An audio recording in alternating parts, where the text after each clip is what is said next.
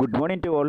നമ്മൾ ഇന്നത്തെ ക്ലാസ്സിലൂടെ കഴിഞ്ഞ ദിവസത്തെ ക്ലാസ്സിലൂടെ പഠിച്ചത് കോപ്പി റൈറ്റിംഗ് എന്തെന്നായിരുന്നു അല്ലേ. ഇന്നത്തെ ക്ലാസ്സിലൂടെ നമ്മൾ പ്രധാനമായിട്ടും പഠിക്കാൻ പോകുന്ന കാര്യം എന്തെന്ന് വെച്ച് കഴിഞ്ഞാൽ പ്രോസസ്സ് ഓഫ് കോപ്പി റൈറ്റിംഗ്. അല്ല എങ്കിൽ നമുക്ക് ഒരു മികച്ച ഒരു പരസ്യവാചകം സൃഷ്ടിച്ചെടുക്കണമെങ്കിൽ നമ്മൾ ശ്രദ്ധിക്കേണ്ട പ്രധാനപ്പെട്ട കാര്യങ്ങൾ എന്തൊക്കെയാണെന്നാണ് നമ്മൾ ഈ ഒരു ക്ലാസ്സിലൂടെ പഠിക്കാൻ പോകുന്നത്. ഓക്കെ, നമുക്കറിയാം കോപ്പി റൈറ്റിംഗ് എന്ന് വെച്ച് കഴിഞ്ഞാൽ എന്താണ് കോപ്പി റൈറ്റിംഗ് എന്ന് പറയുന്നത്?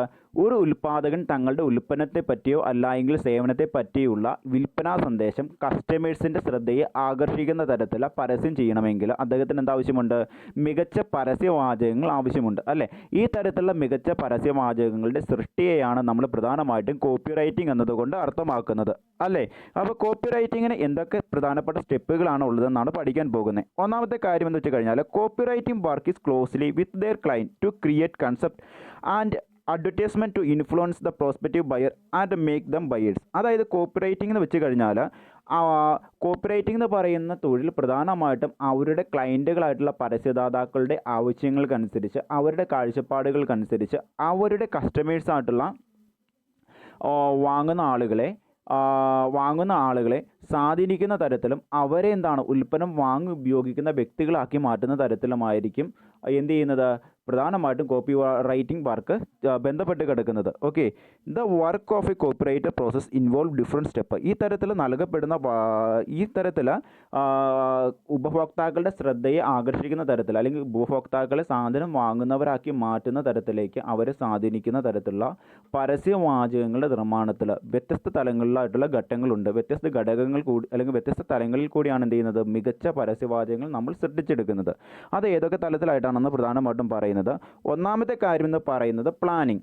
അതായത് നല്ലൊരു പ്ലാനിങ് ഉണ്ടായിരിക്കണം. മികച്ച പരസ്യവാചകങ്ങൾ സൃഷ്ടിച്ചെടുക്കണമെങ്കിൽ. മികച്ച പരസ്യവാചകങ്ങൾ സൃഷ്ടിച്ചെടുക്കുവാനുമായി ബന്ധപ്പെട്ടുകൊണ്ടുള്ള വ്യത്യസ്ത ഘടകങ്ങളുടെ അല്ലെങ്കിൽ വ്യത്യസ്ത പ്രവർത്തകരുടെ ഒരു ആസൂത്രണം തന്നെ നമുക്ക് ആവശ്യമായിട്ടുണ്ട്. ഇതിൽ കോപ്പി റൈറ്റിങ്ങുമായി ബന്ധപ്പെട്ടുകൊണ്ടുള്ള എല്ലാ കാര്യങ്ങളും എവിടെ വരുന്നു? കോപ്പി റൈറ്റിങ്ങുമായി ബന്ധപ്പെട്ടുകൊണ്ടുള്ള എല്ലാ കാര്യങ്ങളും ഈ ഒരു തലത്തിലായിരിക്കും നമ്മൾ പ്ലാൻ ചെയ്യുന്നത്. ഇതെന്ന് പറയുന്നത് നമുക്ക് നോക്കാം എന്താ പറഞ്ഞേക്കണമെന്ന്. Planning cover all areas of copy writing. The copy writing has to determine the theme of advertisement copy. He has clearly analyse, understand and establish the purpose of copy writing during the planning stage. അതായത് copy writing ചെയ്യുന്ന പരസ്യവാചകങ്ങൾ നിർമ്മിക്കുന്ന തലവുമായി ബന്ധപ്പെട്ടുകൊണ്ടുള്ള എല്ലാ പ്രവർത്തനങ്ങളും ഈ ഒരു സമയത്തായിരിക്കും അല്ലെങ്കിൽ ഈ ഒരു ഘട്ടത്തിലായിരിക്കും നമ്മൾ പ്ലാൻ ചെയ്യുന്നത്. പരസ്യവാചകങ്ങൾ നിർമ്മിക്കുന്ന ആൾ കൃത്യമായിട്ട് മനസ്സിലാക്കിയിട്ടുണ്ടാകണം അദ്ദേഹം എന്തിനു വേണ്ടിയാണ് ഈ ഒരു പരസ്യവാചകം നിർമ്മിക്കുന്നതെന്നും അതുപോലെ തന്നെ പരസ്യത്തിൻ്റെ പ്രധാനപ്പെട്ട ലക്ഷ്യമെന്തെന്നും കൃത്യമായിട്ടും എവിടെ മെൻഷൻ ചെയ്ത് പറഞ്ഞിട്ടുണ്ടാകണം? അദ്ദേഹത്തിൻ്റെ പരസ്യവാചകങ്ങളിൽ കൂടി കൃത്യമായിട്ട് മെൻഷൻ ചെയ്ത് പറഞ്ഞിട്ടുണ്ടാകണം. ഓക്കെ, അതുകൊണ്ട് തന്നെ നമ്മൾ വാക്കുകൾ എഴുതുന്നതിന് മുമ്പേ തന്നെ എന്താണ് പരസ്യത്തിൻ്റെ പ്രധാനപ്പെട്ട തീം എന്താണ് അല്ലെങ്കിൽ പരസ്യം കൊണ്ട് എന്താണ് അർത്ഥമാക്കുന്നതെന്ന് കൃത്യമായിട്ട് അത് ആര് മനസ്സിലാക്കിയിട്ടുണ്ടാകണം? Copy writer മനസ്സിലാക്കിയിട്ടുണ്ടാകണം. അതുകൂടാതെ തന്നെ അദ്ദേഹം ഈ പരസ്യവാചകം നിർമ്മിക്കുന്ന കോപ്പി റൈറ്റർ അദ്ദേഹം ഈ ഒരു ഏത് പരസ്യദാതാവിന് വേണ്ടിയാണോ ഏത് പരസ്യ ഉൽപ്പന്നത്തിന് വേണ്ടിയാണോ പരസ്യവാചകങ്ങൾ നിർമ്മിക്കുന്നത് ആ ഒരു ഉൽപ്പന്നവുമായി ബന്ധപ്പെട്ടുകൊണ്ടുള്ള വിവരങ്ങളും അതുകൂടാതെ തന്നെ ആ ഉൽപ്പന്നം വിറ്റഴിക്കാൻ ആഗ്രഹിക്കുന്ന മാർക്കറ്റിനെ പറ്റിയുള്ള വിവരങ്ങളും അതുപോലെ തന്നെ ആ മാർക്കറ്റിലെ ആളുകളുടെ ആവശ്യങ്ങളെയും പറ്റി കൃത്യമായിട്ട് ഒരു വിലയിരുത്തൽ ഉണ്ടായിരിക്കണം. അതിൻ്റെ അടിസ്ഥാനത്തിൽ വേണം ക്രിയാത്മകമായിട്ടുള്ള പരസ്യവാചകങ്ങൾ നിർമ്മിച്ചെടുക്കുവാൻ. അതായത് അദ്ദേഹം എന്ത് ചെയ്യണം? ഈ പരസ്യവാചകങ്ങൾ നിർമ്മിക്കുന്ന ആൾ കൃത്യമായിട്ടും ഏത് ഉൽപ്പന്നത്തെ പറ്റിയാണ് പരസ്യവാചകം നിർമ്മിക്കുന്നത് ആ ഉൽപ്പന്നത്തെ പറ്റിയും അത് ഏത് മാർക്കറ്റിലാണോ ഈ ഒരു പരസ്യ സന്ദേശം എത്തിച്ചേരുന്നത് അല്ലെങ്കിൽ ഏത് മാർക്കറ്റിലെ പ്രേക്ഷകരുമായിട്ടാണ് പരസ്യ സന്ദേശം ആശയവിനിമയം നടത്താൻ ആഗ്രഹിക്കുന്നത് ആ മാർക്കറ്റിലെ ആ കമ്പോളവുമായി അല്ലെങ്കിൽ ആ വിപണിയുമായി ബന്ധപ്പെട്ടുകൊണ്ടുള്ള വിവരങ്ങൾ അതുകൂടാതെ തന്നെ അവിടുത്തെ ആളുകളുടെ ആവശ്യങ്ങൾ ഇവയൊക്കെയും കൃത്യമായിട്ട് മനസ്സിലാക്കുകയും അതുകൂടാതെ തന്നെ അതിൻ്റെ അടിസ്ഥാനത്തിൽ വേണം അദ്ദേഹം എന്ത് ചെയ്യാൻ? അദ്ദേഹം ഈ ഒരു പരസ്യ സന്ദേശത്തിൻ്റെ ലക്ഷ്യം അദ്ദേഹത്തിൻ്റെ പരസ്യവാചകങ്ങളിൽ കൂടി സ്ഥാപിച്ചെടുക്കാൻ ശ്രമിക്കുകയും ചെയ്യേണ്ടത്. ഇദ്ദേഹം ഇത് നിർണ്ണയിക്കുന്നത് ഇദ്ദേഹത്തിൻ്റെ ആസൂത്രണ ഘട്ടത്തിൽ തന്നെയായിരിക്കണം പ്രധാനമായിട്ടും ഇത് നിർണ്ണയിക്കേണ്ടതും. അതുകൂടാതെ തന്നെ ഏത് മാധ്യമത്തിൽ കൂടിയാണ് തങ്ങളുടെ പരസ്യ സന്ദേശം കൈമാറ്റം ചെയ്യപ്പെടുന്നത് ആ ഒരു പരസ്യ സന്ദേശവുമായി ബന്ധപ്പെട്ടുകൊണ്ടുള്ള മാധ്യമങ്ങളെ സെലക്ട് ചെയ്യുമ്പോൾ തന്നെ മാധ്യമങ്ങളുടെ സ്വഭാവവും മാധ്യമങ്ങളുടെ രീതിയും അനുസരിച്ച് വേണം എന്ത് ചെയ്യാൻ പരസ്യവാചകങ്ങൾ എഴുതി തയ്യാറാക്കുവാൻ. ഇത്രയും കാര്യങ്ങളാണ് പ്രധാനമായിട്ടും ഒരു പരസ്യ സന്ദേശം എഴുതി തയ്യാറാക്കുന്ന സമയത്ത് കോപ്പി റൈറ്റർ ശ്രദ്ധിക്കേണ്ടത്. ഒന്നാമത്തെ കാര്യം, അദ്ദേഹം എന്താണ് പരസ്യത്തിൻ്റെ പ്രധാനപ്പെട്ട ലക്ഷ്യമെന്തെന്ന് തീരുമാനിക്കുക. രണ്ടാമത്തെ കാര്യം എന്തെന്ന് വെച്ച് കഴിഞ്ഞാൽ, അദ്ദേഹം ആ പരസ്യത്തിൻ്റെ ലക്ഷ്യം അദ്ദേഹം മനസ്സിലാക്കുകയും അതിനെ പറ്റി കൃത്യമായിട്ട് മനസ്സിലാക്കുകയും അതിനെ വിശകലനം ചെയ്യുകയും ചെയ്യുക. അതുകൂടാതെ തന്നെ അദ്ദേഹത്തിൻ്റെ പരസ്യവാചകങ്ങൾ കൂടി എന്താണ് ഈ ലക്ഷ്യം നേടുവാനുള്ള മാർഗ്ഗങ്ങൾ സ്ഥാപിച്ചെടുക്കുക. ദെൻ മൂന്നാമത്തെ കാര്യം എന്തെന്ന് വെച്ച് കഴിഞ്ഞാൽ, ഇദ്ദേഹം പരസ്യവാചകങ്ങൾ നിർമ്മിക്കാൻ പോകുന്ന ഉൽപ്പന്നത്തെപ്പറ്റിയും ഉൽപ്പന്ന സന്ദേശം കൈമാറ്റം ചെയ്യപ്പെടുന്ന കമ്പോളത്തിലെ അല്ലെങ്കിൽ മാർക്കറ്റിലെ ആളുകളുടെ വിവരങ്ങളും മാർക്കറ്റിലെ ആളുകളുടെ ആവശ്യങ്ങളും മനസ്സിലാക്കുക. അതുകൂടാതെ തന്നെ ഏത് മാധ്യമത്തിൽ കൂടിയാണ് ഈ ഒരു പരസ്യ സന്ദേശം കൈമാറ്റം ചെയ്യുന്നത്, ഇത്രയും കാര്യങ്ങൾ അദ്ദേഹം മനസ്സിലാക്കിയിട്ടുണ്ടാകണം. അതിനുശേഷം വേണം അദ്ദേഹം എന്ത് ചെയ്യാൻ, അദ്ദേഹം എങ്ങനെയുള്ള പരസ്യവാചകങ്ങളാണ് സൃഷ്ടിച്ചെടുക്കേണ്ടതെന്ന് പറ്റി ചിന്തിച്ചു തുടങ്ങുവാൻ. അതാണ് രണ്ടാമത്തെ ഘട്ടം എന്ന് പറയുന്നത്. രണ്ടാമത്തെ ഘട്ടം എന്ന് പറയുന്നതാണ് റിസർച്ച് എന്ന് പറയുന്നത്. റിസർച്ച് എന്ന് പറയുന്ന ഘട്ടത്തിലാണ് അദ്ദേഹം പ്രധാനമായിട്ടും ആ ഉൽപ്പന്നവുമായി ബന്ധപ്പെട്ടുകൊണ്ടുള്ള എല്ലാ പ്രധാനപ്പെട്ട വിവരങ്ങളും കളക്ട് ചെയ്യുന്നത്. ഒരു പരസ്യവാചകം നിർമ്മിക്കാൻ അദ്ദേഹത്തിന് ആവശ്യമായിട്ടുള്ള വിവരങ്ങൾ ഈ വ്യത്യസ്തമായിട്ടുള്ള മേഖലകളിൽ നിന്ന് സെർച്ച് ചെയ്ത് കണ്ടുപിടിക്കുകയും അദ്ദേഹത്തിന് ക്രിയാത്മകമായതും അതുപോലെ തന്നെ അർത്ഥവത്തായതുമായിട്ടുള്ള പരസ്യ സന്ദേശങ്ങൾ വഹിക്കുന്ന പരസ്യവാചകങ്ങൾ സൃഷ്ടിച്ചെടുക്കാൻ വേണ്ട അറിവുകൾക്കിടയിലെ ഗ്യാപ്പ് നികത്തുവാനും എന്താണ് ഈ ഗവേഷണം അദ്ദേഹത്തെ സഹായിക്കുകയും ചെയ്യുന്നു. അതാണ് രണ്ടാമത്തെ തലമെന്ന് പറയുന്നത്. In the stage the copy writer is required to conduct an in depth study of collect information input of the advertisement copy. അതായത് ഒരു പരസ്യവാചകം, നല്ല മികച്ച ഒരു പരസ്യവാചകം പരസ്യം നിർമ്മിക്കുവാൻ ആവശ്യമായിട്ടുള്ള പരസ്യവാചകങ്ങൾക്കായിട്ടുള്ള ഇൻപുട്ടുകൾ അത് എവിടെയാണോ ലഭ്യമാകുന്നത് അവയെ പറ്റിയുള്ള ക്രിയാത്മകമായിട്ടുള്ള ഒരു പഠനം ആവശ്യമാണ്. അങ്ങനെ അദ്ദേഹം എന്ത് ചെയ്യുന്നു, ആ പരസ്യവാചകം നിർമ്മിക്കാൻ ആവശ്യമായി ബന്ധപ്പെട്ടുകൊണ്ടുള്ള വ്യത്യസ്ത വിവരങ്ങളെ വ്യത്യസ്ത മേഖലകളിൽ നിന്നായിട്ട് കണ്ടെത്തുകയും അതിൻ്റെ അടിസ്ഥാനത്തിൽ എന്താണ് അദ്ദേഹം നല്ല മികച്ച ഒരു പരസ്യവാചകം നിർമ്മിക്കാൻ അദ്ദേഹത്തിന് ആവശ്യമായിട്ട് വരുന്ന അറിവുകൾക്കിടയിലെ വിടവ് നികത്തുവാൻ ഈ ഒരു റിസർച്ച് കൊണ്ട് അദ്ദേഹത്തിന് സാധിക്കുകയും ചെയ്യുന്നു. ഓക്കെ, അതാണ് തൊട്ട് താഴേക്ക് പറഞ്ഞേക്കുന്നത്. And he has his knowledge gap through purposeful research. അതായത് ക്രിയാത്മകമായിട്ടുള്ള ഗവേഷണത്തിലൂടെ അദ്ദേഹത്തിന് എന്ത് ചെയ്യാൻ പറ്റും, നല്ല മികച്ച പരസ്യവാചകങ്ങൾ അർത്ഥവത്തായിട്ടുള്ള പരസ്യ സന്ദേശങ്ങൾ ഉൾക്കൊള്ളുന്ന പരസ്യവാചകങ്ങൾ നിർമ്മിച്ചെടുക്കാൻ വേണ്ടി ഉള്ള അദ്ദേഹത്തിൻ്റെ അറിവുകൾക്കിടയിലെ ഗ്യാപ്പ് നികത്തുവാൻ എന്താണ് ഈ ഒരു റിസർച്ച് കൊണ്ട് സാധിക്കുന്നു. പിന്നെ മറ്റൊരു കാര്യമാണിതെന്ന് പറയുന്നത്, മൂന്നാമത്തെ തലം എന്ന് പറയുന്നതാണ് ഓർഗനൈസേഷൻ എന്ന് പറയുന്നത്. ഓക്കെ, ഓർഗനൈസേഷൻ കൊണ്ട് അർത്ഥമാക്കുന്നതെന്ന് വെച്ച് കഴിഞ്ഞാൽ, in the stage the copy writer formulate the concept of ideas, the advertisement relation to medium selected, the rough copy of outline of the advertisement copy is prepared during the stage. Photos, picture, graphics, visuals, layout, designing are made during the stage. Okay, organisation എന്ന് പറയുന്ന ഒരു ഘട്ടത്തിലാണ് പ്രധാനമായിട്ടും അദ്ദേഹം എന്ത് ചെയ്യുന്നത്, അദ്ദേഹത്തിൻ്റെ പരസ്യ സന്ദേശം കൈമാറ്റം ചെയ്യപ്പെടാൻ ഉള്ള മാധ്യമങ്ങളുടെ സ്വഭാവം അനുസരിച്ചുകൊണ്ട് റഫായിട്ടുള്ള ഒരു അഡ്വർടൈസ്മെൻറ്റ് മെസ്സേജ് തയ്യാറാക്കുന്നു.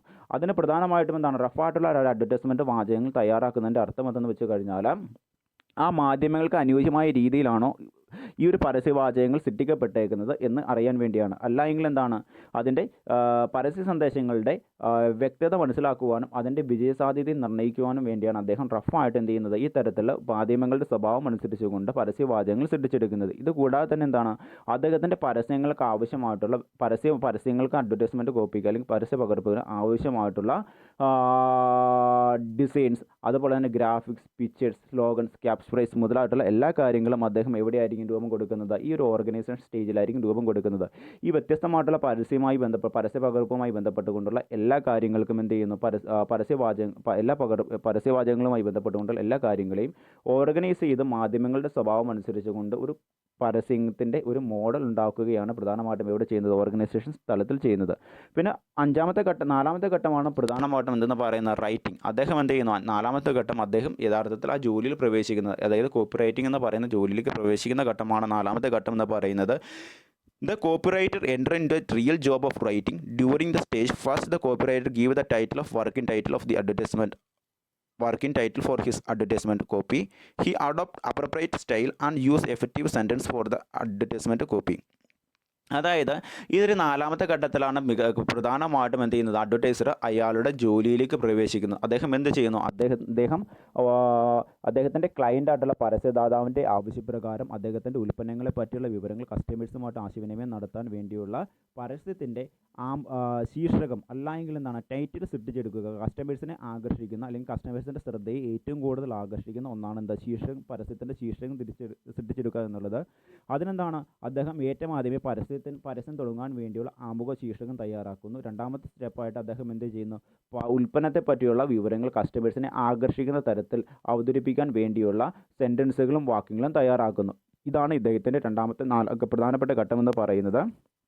പിന്നെ മറ്റൊരു കാര്യം എന്തെന്ന് വെച്ച് കഴിഞ്ഞാൽ ഇദ്ദേഹം എന്ത് ചെയ്യുന്നു, ഇദ്ദേഹം ഉൽപ്പന്നത്തിനും ഇദ്ദേഹം പരസ്യത്തിൽ കൂടി നിർദ്ദേശിച്ചിരിക്കുന്ന ഉൽപ്പന്നത്തിൻ്റെയും അല്ലെങ്കിൽ സേവനത്തിൻ്റെ സ്വഭാവം അനുസരിച്ചുകൊണ്ടും മാർക്കറ്റിലെ കസ്റ്റമേഴ്സിൻ്റെ ആവശ്യങ്ങൾക്കനുസരിച്ചുകൊണ്ടും ഉൽപ്പാദകൻ്റെ ഉൽപ്പന്ന സന്ദേശത്തെ ഉൽപ്പാദകൻ്റെ ഉൽപ്പന്ന സന്ദേശത്തിലേക്ക് അല്ലെങ്കിൽ വിൽപ്പന സന്ദേശത്തിലേക്ക് കസ്റ്റമേഴ്സിൻ്റെ ശ്രദ്ധയെ ആകർഷിക്കാൻ വേണ്ടിയുള്ള പരസ്യവാചകങ്ങൾ സൃഷ്ടിച്ചെടുക്കുക എന്നതാണ് നാലാമത്തെ ഘട്ടത്തിൽ വരുന്ന കാര്യം. ഇനി അഞ്ചാമത്തെ ഘട്ടത്തിൽ എന്താണ് വരുന്നതെന്ന് വെച്ച് കഴിഞ്ഞാൽ checking, proof reading and editing and revision എന്ന് വെച്ച് കഴിഞ്ഞാൽ അദ്ദേഹം എന്ത് ചെയ്യുന്നു, അദ്ദേഹം എഴുതി തയ്യാറാക്കി വെച്ചിരിക്കുന്ന പരസ്യത്തിൻ്റെ കോപ്പി. നമ്മൾ പറഞ്ഞ നാലാമത്തെ ഘട്ടത്തിൽ പ്രധാനമായിട്ടും അദ്ദേഹം മാധ്യമങ്ങളുടെ സ്വഭാവം അനുസരിച്ചുകൊണ്ട് പരസ്യമായി ബന്ധപ്പെട്ടുകൊണ്ടുള്ള വ്യത്യസ്ത ഘടകങ്ങൾ തയ്യാറാക്കുന്നു. പരസ്യവാചകങ്ങൾക്ക് വേണ്ടിയുള്ള ഗ്രാഫിക്സ്, ഡിസൈൻസ്, പിക്ചേഴ്സ്, ഫോട്ടോസ് മുതലായവ ഓർഗനൈസ് ചെയ്യുന്നു. നാലാമത്തെ ഘട്ടത്തിലാണ് അദ്ദേഹം എന്ത് ചെയ്യുന്നത്, നാലാമത്തെ ഘട്ടത്തിൽ അദ്ദേഹം പരസ്യത്തിൽ കൂടി നിർദ്ദേശിക്കുന്ന ഉൽപ്പന്നങ്ങളുടെ സ്വഭാവം അനുസരിച്ചുകൊണ്ടുള്ള പരസ്യവാക്യങ്ങൾ തയ്യാറാക്കുന്നു. അദ്ദേഹം എന്ത് ചെയ്യുന്നു, അഞ്ചാമത്തെ ഘട്ടത്തിൽ ഈ എഴുതി തയ്യാറാക്കി വെച്ചിരിക്കുന്ന പരസ്യങ്ങളുടെ വിജയസാധ്യത എത്ര അല്ലെങ്കിൽ ഫലപ്രാപ്തി എന്തുമാത്രമെന്നറിയുവാൻ വേണ്ടി അദ്ദേഹം എഴുതി തയ്യാറാക്കി വെച്ചേക്കുന്ന പരസ്യത്തെ എന്ത് ചെയ്യുന്നു, പരസ്യത്തെ ഒന്ന് വായിച്ചു നോക്കുന്നു അല്ലെങ്കിൽ ഒന്ന് പരിശോധിച്ച് നോക്കുന്നു. എവിടെയെങ്കിലും പോരായ്മകളോ കുറവുകളോ ഉണ്ടെങ്കിൽ അവയെ എന്ത് ചെയ്യുന്നു, അദ്ദേഹം ഈ ഒരു പരസ്യത്തിൻ്റെ കുറവുകളെ എഡിറ്റ് ചെയ്ത് നോക്കുന്നതും മാറ്റങ്ങളും തിരുത്തലുകളും വരുത്തുന്നതും ഈ ഒരു സമയത്തിലാണ്. ഓക്കെ, അപ്പോൾ എന്താണ്, അദ്ദേഹം എഴുതി തയ്യാറാക്കി വെച്ചേക്കുന്ന പരസ്യത്തെ അല്ലെങ്കിൽ അദ്ദേഹം തയ്യാറാക്കി വെച്ചേക്കുന്ന പരസ്യത്തെ അദ്ദേഹം ഡ്രാഫ്റ്റ് ചെയ്യുന്നു. അതിൻ്റെ അടിസ്ഥാനത്തിൽ ഇദ്ദേഹം സൃഷ്ടിച്ചെടുത്തേക്കുന്ന പരസ്യത്തിന് ഏതെങ്കിലും തരത്തിലുള്ള പോരായ്മകളോ കുറവുകളോ ഉണ്ടെങ്കിൽ അത് പരിഹരിക്കുവാൻ വേണ്ടി അദ്ദേഹം എന്ത് ചെയ്യുന്നു, അതിനെ എഡിറ്റ് ചെയ്യുന്നു. അതിനുശേഷം മാറ്റങ്ങൾ വരുത്തിയതിന് ശേഷം ക്രിയാത്മകമായ മാറ്റങ്ങളൊക്കെ വരുത്തി തിരുത്തലുകളൊക്കെ കൊണ്ട് പരസ്യ സന്ദേശത്തെ പൂർണ്ണമായ രൂപത്തിൽ എന്താണ് നല്ലൊരു ഫലപ്രാപ്തിയുള്ള ഒരു പരസ്യമാക്കി മാറ്റിയതിന് ശേഷം അദ്ദേഹം എന്ത് ചെയ്യുന്നു, അദ്ദേഹം അവസാനം ബ്രോഡ്കാസ്റ്റ് ചെയ്യുന്നു അല്ലെങ്കിൽ കസ്റ്റമേഴ്സുമായിട്ട് ആശയവിനിമയം നടത്തുന്നു. ഓക്കെ, ഈ തരത്തിൽ എന്ത് ചെയ്യുന്നു, അവസാനം നമുക്കറിയാം ഏറ്റവും അവസാനത്തെ അഞ്ചാമത്തെ സ്റ്റെപ്പായിട്ടുള്ള എഡിറ്റിങ്ങോ റിവിഷൻ ഉണ്ടെങ്കിൽ മാത്രമേ നമുക്ക് എന്ത് ചെയ്യാൻ പറ്റുള്ളൂ, പരസ്യത്തിൽ ഏതെങ്കിലും തരത്തിൽ കുറവുകളോ ന്യൂനതകളോ ഉണ്ടെങ്കിൽ അത് പരിഹരിച്ചുകൊണ്ട് ക്രിയാത്മകമായിട്ടുള്ള പരസ്യ സന്ദേശം കസ്റ്റമേഴ്സുമായിട്ട് ആശയവിനിമയം നടത്താൻ പരസ്യദാതാവിന് സാധിക്കുകയുള്ളൂ അല്ലേ. അല്ലെങ്കിൽ ആ രൂപത്തിൽ നൽകപ്പെടുന്ന പരസ്യത്തിന് മാത്രമേ എന്തുണ്ടാവുകയുള്ളൂ, ഫലപ്രാപ്തി ഉണ്ടാവുകയുള്ളൂ. ഇത്രയും തരത്തിൽ കൂടിയാണ് പ്രധാനമായിട്ടും എന്ത് ചെയ്യുന്നത്, ഒരു പരസ്യവാചകം അല്ലെങ്കിൽ ഒരു പരസ്യ സന്ദേശം നമ്മൾ സൃഷ്ടിച്ചെടുക്കുന്നത്. ഒന്നാമത്തെ കാര്യം എന്തെന്ന് വെച്ച് കഴിഞ്ഞാൽ പ്രധാനമായിട്ടും നമുക്ക് എന്ത് വേണം, നമുക്കൊരു പ്ലാനിംഗ് ഉണ്ടായിരിക്കണം. പ്ലാനിംഗ് സ്റ്റേജിലാണ് കോപ്പിറൈറ്റർ പരസ്യവാചകവുമായി ബന്ധപ്പെട്ടുകൊണ്ടുള്ള നിർമ്മാണ പ്രക്രിയയിൽ ആസൂത്രണം ചെയ്യുന്നത്. കൃത്യമായിട്ടും ഏത് രൂപത്തിൽ പരസ്യ സന്ദേശങ്ങൾ തയ്യാറാക്കി കഴിഞ്ഞാലാണ് പരസ്യം വിജയിക്കുക എന്ന് അദ്ദേഹം തീരുമാനിക്കുന്നു. അതിനുവേണ്ടി അദ്ദേഹം പരസ്യത്തിൻ്റെ പ്രധാനപ്പെട്ട ലക്ഷ്യം എന്തെന്നും തീം എന്തെന്നും നിർണ്ണയിക്കുന്നു. അദ്ദേഹം അതിനെ മനസ്സിലാക്കുകയും അതിനെ വിശകലനം ചെയ്യുകയും ചെയ്യുന്നത് വഴി അദ്ദേഹത്തിൻ്റെ പരസ്യത്തിൽ പരസ്യവാചകങ്ങൾ കൂടി അദ്ദേഹം അത് സ്ഥാപിച്ചെടുക്കുവാനാണ് ശ്രമിക്കുന്നത്. അതിന് അദ്ദേഹം പരസ്യവുമായി ബന്ധപ്പെട്ടുകൊണ്ട് പരസ്യം നൽകപ്പെടേണ്ട ഉൽപ്പന്നത്തെ പറ്റി മാർക്കറ്റിലെ ആളുകളെ പറ്റിയുള്ള വിവരങ്ങൾ കളക്ട് ചെയ്യുന്നു, മാധ്യമങ്ങൾ സെലക്ട് ചെയ്യുന്നു. രണ്ടാമത്തെ ഘട്ടം എന്ന് പറയുന്നത് പ്രധാനമായിട്ടും അദ്ദേഹത്തിന് റിസർച്ച്, രണ്ടാമത്തെ ഘട്ടം എന്ന് പറയുന്ന റിസർച്ച്. അദ്ദേഹത്തിന് ക്രിയാത്മകമായിട്ടുള്ള ഒരു പരസ്യ സന്ദേശം സൃഷ്ടിച്ചെടുക്കുവാൻ ആവശ്യമായിട്ടുള്ള വ്യത്യസ്തമായിട്ടുള്ള ഇൻപുട്ടുകൾ എവിടെ നിന്നാണോ ലഭിക്കുന്നത്, അറിവുകൾ എവിടെ നിന്നാണോ ലഭിക്കുന്നത്, ആ അറിവുകൾ കണ്ടെത്തുവാൻ വേണ്ടി അദ്ദേഹം എന്ത് ചെയ്യുന്നു, അദ്ദേഹം വ്യത്യസ്ത മേഖലകളിൽ കൂടി ഗവേഷണം നടത്തുന്നു. തൽഫലമായിട്ട് അദ്ദേഹത്തിന് ക്രിയാത്മകമായിട്ടുള്ള പരസ്യം സൃഷ്ടിച്ചെടുക്കാൻ ആവശ്യമായിട്ടുള്ള നോളജുകൾക്കിടയിൽ ഗ്യാപ്പ് അദ്ദേഹത്തിന് ഫില്ല് ചെയ്യാൻ സാധിക്കുന്നു. അതുകൂടാതെ തന്നെ ഓർഗനൈസേഷൻ മൂന്നാമത്തെ ഘട്ടമായിട്ട് അദ്ദേഹം എന്ത് ചെയ്യുന്നു, മൂന്നാമത്തെ ഘട്ടമായിട്ട് അദ്ദേഹത്തിന് കിട്ടിയേക്കുന്ന ഈ അറിവുകൾ വെച്ചുകൊണ്ട് അദ്ദേഹം എന്ത് ചെയ്യുന്നു, ഒരു പരസ്യത്തിൻ്റെ റഫ് കോപ്പി മെയിൻറ്റെയിൻ ചെയ്യുന്നു. തൽഫലമായിട്ട് വ്യത്യസ്തമായിട്ടുള്ള ഗ്രാഫുകൾ, അതുപോലെ തന്നെ വ്യത്യസ്തമായിട്ടുള്ള ഫീച്ചറുകൾ, വ്യത്യസ്തമായിട്ടുള്ള പരസ്യവാചകങ്ങൾ, വ്യത്യസ്തമായിട്ടുള്ള ഹെഡിങ്ങുകൾ മുതലായവയൊക്കെ എല്ലാം ഉൾപ്പെടുത്തിക്കൊണ്ട് അദ്ദേഹം എന്ത് ചെയ്യുന്നു, അദ്ദേഹം ഒരു പരസ്യത്തിന് ഒരു രൂപം കൊടുക്കുന്നു, റഫായിട്ടുള്ള പരസ്യത്തിന് രൂപം കൊടുക്കുന്നു. നാലാമത്തെ ഘട്ടത്തിലാണ് യഥാർത്ഥത്തിൽ അദ്ദേഹത്തിൻ്റെ ജോലിയിലേക്ക് പ്രവേശിക്കുന്നത്. അദ്ദേഹം ഏത് ഉൽപ്പന്നത്തിന് വേണ്ടിയാണ് പരസ്യ സന്ദേശം തയ്യാറാക്കുന്നത്, ആ പരസ്യത്തിന് വേണ്ടിയുള്ള ആമുഖ ശീർഷകം തയ്യാറാക്കുന്നു. കൂടാതെ ഉൽപ്പന്നത്തെ പറ്റിയുള്ള വിവരങ്ങൾ കസ്റ്റമേഴ്സിനെ ആകർഷിക്കുന്ന തരത്തിലുള്ള പരസ്യവാചകങ്ങൾ സൃഷ്ടിച്ചെടുക്കാൻ വേണ്ടി അദ്ദേഹം വ്യത്യസ്തമായിട്ടുള്ള പരസ്യവാചകങ്ങൾ തയ്യാറാക്കുന്നു. അഞ്ചാമത്തെ ഘട്ടം എന്തെന്ന് വെച്ച് കഴിഞ്ഞാൽ അദ്ദേഹം പരസ്യത്തിന് രൂപം കൊടുക്കുന്നു. അതായത് താൽക്കാലികമായിട്ടും പരസ്യം കസ്റ്റമേഴ്സുമായിട്ട് ആശയവിനിമയം നടത്തുന്നതിന് മുമ്പെയുള്ള പരസ്യത്തിന് രൂപം കൊടുക്കുന്നു. തൽഫലമായിട്ട് അതെന്ത് ചെയ്യുന്നു, പരസ്യത്തെ അദ്ദേഹം ഡ്രാഫ്റ്റ് ചെയ്ത് നോക്കുന്നു. തൽഫലമായിട്ട് അതിൻ്റെ അകത്തുള്ള പോരായ്മകൾ എന്തൊക്കെയെന്ന് മനസ്സിലാക്കുകയും ആ പോരായ്മകൾ നികത്താൻ വേണ്ടി അദ്ദേഹം എന്താണ് അത് എഡിറ്റ് ചെയ്യുകയും മാറ്റങ്ങൾക്ക് വിധേയമാക്കിക്കൊണ്ട് ക്രിയാത്മകമായിട്ടുള്ള ഒരു പരസ്യ സന്ദേശം സൃഷ്ടിച്ചെടുക്കുകയും ചെയ്യുന്നു. ഈ തരത്തിൽ കൂടിയാണ് എന്ത് ചെയ്യുന്നത്, മികച്ച ഒരു പരസ്യവും നമ്മൾ സൃഷ്ടിച്ചെടുക്കുന്നത്. ഇനി നമ്മൾ പഠിക്കാൻ പോകുന്ന ഒരു കാര്യമാണ് കോപ്പി ടെസ്റ്റിംഗ് അഥവാ പ്രീ ടെസ്റ്റിംഗ് എന്ന് പറയുന്നത്. എന്തെന്ന് നമുക്ക് പറഞ്ഞു നോക്കാം. കോപ്പി ടെസ്റ്റിംഗ് അല്ലെങ്കിൽ പ്രീ ടെസ്റ്റിങ്ങിൻ്റെ അർത്ഥം എന്തെന്ന് വെച്ച് കഴിഞ്ഞാൽ, നമുക്ക് ഒരു പരസ്യദാതാവ് തങ്ങളുടെ പരസ്യം ഒരു പരസ്യദാതാവ് തങ്ങളുടെ ഉൽപ്പന്നത്തെ പറ്റിയോ അല്ലെങ്കിൽ സേവനത്തെ പറ്റിയോ അല്ലെങ്കിൽ തങ്ങളുടെ കമ്പനിയെ പറ്റിയോ ഉള്ള ഒരു പരസ്യ സന്ദേശം കസ്റ്റമേഴ്സുമായിട്ട് ആശയവിനിമയം നടത്തുന്നതിന് മുമ്പേ പരസ്യം തയ്യാറാക്കി വെക്കുന്നു. അതിനുശേഷം ആ പരസ്യം കസ്റ്റമേഴ്സിൻ്റെ കൈകളിലേക്ക് എത്തിക്കഴിഞ്ഞാൽ എന്തുമാത്രം ഫലപ്രാപ്തിയുള്ളതാണ്, എന്തുമാത്രം വിജയമുള്ളതെന്ന് ചെക്ക് ചെയ്യാൻ വേണ്ടി എന്ത് ചെയ്യുന്നു, അതിനെ ഒന്ന് വിലയിരുത്തുന്നു. ആ ഒരു രീതിയാണ് പ്രധാനമായിട്ടും കോപ്പി ടെസ്റ്റിംഗ് കൊണ്ട് അർത്ഥമാക്കുന്നത് അഥവാ പ്രീ ടെസ്റ്റിംഗ് കൊണ്ട് അർത്ഥമാക്കുന്നത്. നമുക്കൊന്ന് വായിച്ചു നോക്കാം എന്താ പറഞ്ഞേക്കണെന്ന്. Copy testing is a testing of the effectiveness of an advertisement copy with the target audience before broadcasting operating the ad. അതായത് എന്താണ് കോപ്പി ടെസ്റ്റിംഗ് അല്ലെങ്കിൽ പ്രീ ടെസ്റ്റിംഗ് കൊണ്ട് അർത്ഥമാക്കുന്നത് എന്തെന്ന് വെച്ച് കഴിഞ്ഞാൽ, കസ്റ്റമേഴ്സുമായിട്ട് ആശയവിനിമയം നടത്താൻ ആഗ്രഹിക്കുന്ന ഒരു അഡ്വർടൈസ്മെൻറ്റ് കോപ്പി കസ്റ്റമേഴ്സിന് ബ്രോഡ്കാസ്റ്റ് ചെയ്ത് കൊടുക്കുന്നതിന് മുമ്പ് അല്ലെങ്കിൽ അവരുമായിട്ട് ആശയവിനിമയം നടത്തുന്നതിന് മുമ്പ് ആ പരസ്യത്തിൻ്റെ കാര്യക്ഷമത എത്രമാത്രം ഉണ്ട് എന്ന് വിലയിരുത്തുന്ന ഒരു പ്രക്രിയയാണ് എന്തെന്ന് പറയുന്നത്, കോപ്പി ടെസ്റ്റിംഗ് അല്ലെങ്കിൽ പ്രീ ടെസ്റ്റിംഗ് എന്ന് പറയുന്നത്. ഇനി നമ്മൾ പഠിക്കാൻ പോകുന്നത് the purpose of copy testing is to understand the reaction of potential customer to the particular ad. ഈ തരത്തിൽ നമ്മൾ കസ്റ്റമേഴ്സുമായിട്ട് ആശയവിനിമയം നടത്താൻ ആഗ്രഹിക്കുന്ന ഒരു പരസ്യത്തെ അല്ലെങ്കിൽ ഒരു പരസ്യത്തിൻ്റെ സന്ദേശത്തെ നമ്മൾ എന്തിനാണ് ഇങ്ങനെ വിലയിരുത്തുന്നത് എന്തെന്ന് വെച്ച് കഴിഞ്ഞാൽ, ഈ ഒരു പരസ്യം നൽകപ്പെട്ട് കഴിഞ്ഞതിന് ശേഷം കസ്റ്റമേഴ്സിൻ്റെ പ്രതികരണം എന്തുമാത്രമായിരിക്കും ഉണ്ടാവുക, അല്ലെങ്കിൽ ഈ ഒരു ഉൽപ്പന്നത്തെ പറ്റിയോ ഒരു പരസ്യദാതാവിൻ്റെ ഉൽപ്പന്നത്തെ പറ്റിയോ സേവനത്തെ പറ്റിയുള്ള പരസ്യം നമ്മൾ സൃഷ്ടിച്ചെടുത്തു. ആ പരസ്യം കസ്റ്റമേഴ്സുമായിട്ട് ആശയവിനിമയം നടത്തിക്കഴിഞ്ഞാൽ കസ്റ്റമേഴ്സിൻ്റെ പ്രതികരണം എങ്ങനെയായിരിക്കും ഈ ഒരു അഡ്വർടൈസ്മെൻറ്റിനോട് അല്ലെങ്കിൽ പരസ്യത്തിൽ വാഗ്ദാനം ചെയ്തിരിക്കുന്ന ഉൽപ്പന്നത്തോടും ആ കമ്പനിയോട് എങ്ങനെയായിരിക്കും, എന്തുമാത്രം വിജയസാധ്യതയുണ്ട് ആ ഒരു പരസ്യത്തിന്, ആ കാര്യം നിരീക്ഷിക്കാൻ വേണ്ടിയാണ് പ്രധാനമായിട്ടും നമ്മൾ എന്ത് ചെയ്യുന്നത്, പരസ്യത്തിൻ്റെ പകർപ്പുകളെ അല്ലെങ്കിൽ പരസ്യത്തെ നമ്മൾ മുൻകൂട്ടി ഒന്ന് ടെസ്റ്റ് ചെയ്ത് നോക്കുന്നത്.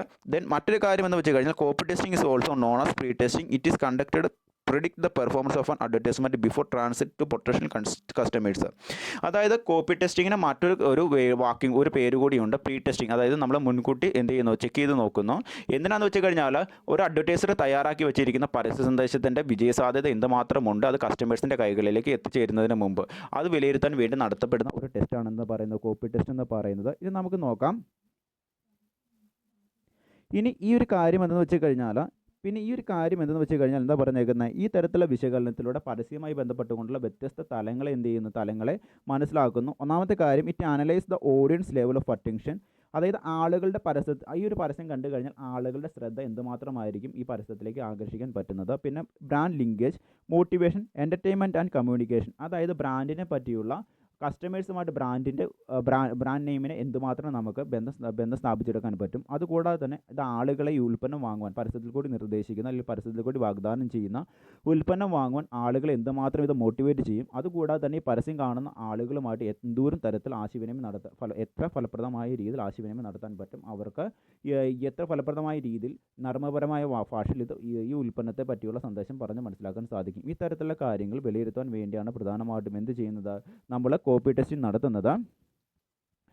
അതുകൂടാതെ തന്നെ എന്താണ്, on the base of the feedback is collected from the target audience copy test will give the information regarding effectiveness of an advertisement of the advertiser. Okay, ഈ തരത്തിൽ നമ്മൾ കോപ്പി ടെസ്റ്റിംഗ് ചെയ്യുന്നത് കൊണ്ട് തന്നെ എന്ത് ചെയ്യുന്നു, കോപ്പി ടെസ്റ്റിംഗ് ചെയ്യുന്നത് കൊണ്ട് തന്നെ ഒരു പരസ്യവുമായി ബന്ധപ്പെട്ടുകൊണ്ടുള്ള പരസ്യത്തിൻ്റെ വ്യത്യസ്തമായിട്ടുള്ള തലങ്ങളെ പറ്റിയുള്ള മറ്റുള്ളവരുടെ അഭിപ്രായം എന്തെന്ന് നമുക്ക് അറിയുവാൻ സാധിക്കും. അതിനനുസരിച്ച് കൊണ്ട് എന്താണ്, ആ പരസ്യത്തിൻ്റെ പ്രവർത്തനങ്ങൾ പരസ്യ സന്ദേശത്തിലും മാറ്റങ്ങൾ വരുത്തിക്കൊണ്ട് നല്ല കാര്യക്ഷമതയുള്ളതും ഫലപ്രാപ്തിയുള്ളതുമായിട്ടുള്ള ഒരു പരസ്യ സന്ദേശം നമുക്ക് കസ്റ്റമേഴ്സുമായിട്ട് ആശയവിനിമയം നടത്താൻ പറ്റും. അതായത് നമ്മൾ കോപ്പി ടെസ്റ്റ് ചെയ്ത് നോക്കുന്നത്, അല്ലെങ്കിൽ നമ്മൾ എന്താണ് ആ ഒരു പരസ്യ സന്ദേശം കസ്റ്റമേഴ്സിൻ്റെ കൈകളിലേക്ക് എത്തുന്നതിന് മുമ്പ് ആ ഒരു പരസ്യ സന്ദേശത്തിൻ്റെ വിജയസാധ്യത അളക്കുന്ന രീതിയിൽ നമ്മളെന്താണ് ഒരു പ്രീ ടെസ്റ്റിംഗ് നടത്തുന്നു. തൽഫലമായിട്ട് കിട്ടുന്ന ഫീഡ്ബാക്കിൻ്റെ അടിസ്ഥാനത്തിൽ എന്ത് ചെയ്യാൻ പറ്റും, നമുക്ക് ആ പരസ്യത്തിൻ്റെ വിജയസാധ്യത എന്തുമാത്രമെന്ന് നമുക്ക് നിർണ്ണയിക്കുവാൻ സാധിക്കും. ഓക്കെ, ഇനി എന്തൊക്കെ പ്രധാനപ്പെട്ട ലക്ഷ്യങ്ങളാണ് പ്രധാനമായിട്ടും കോപ്പി ടെസ്റ്റിങ്ങിനുള്ളതെന്നാണ് പ്രധാനമായിട്ടും പറയുന്നത്. മുകളിൽ പറഞ്ഞിരിക്കുന്ന സെയിം കാര്യം തന്നെയാണ് ഇപ്പോഴത്തേക്കും പറയുന്നത്. അതായത് പരസ്യം കസ്റ്റമേഴ്സുമായിട്ട് ആശയവിനിമയം നടത്തുന്നതിന് മുമ്പെയുള്ള പരസ്യത്തിൻ്റെ വിജയസാധ്യത എന്തുമാത്രമെന്ന് വിലയിരുത്തുവാൻ വേണ്ടിയുള്ള ഒരു പരസ്യത്തിൻ്റെ പകർപ്പിൻ്റെ ഒരു ടെസ്റ്റാണെന്നത് പറയുന്നത് പ്രധാനമായിട്ടും പ്രീ ടെസ്റ്റ് എന്ന് പറയുന്നത്. ഇതിൻ്റെ പ്രധാനപ്പെട്ട ലക്ഷ്യങ്ങൾ എന്തൊക്കെയെന്നാണ് നമ്മൾ താഴേക്ക് പഠിക്കുന്നത്.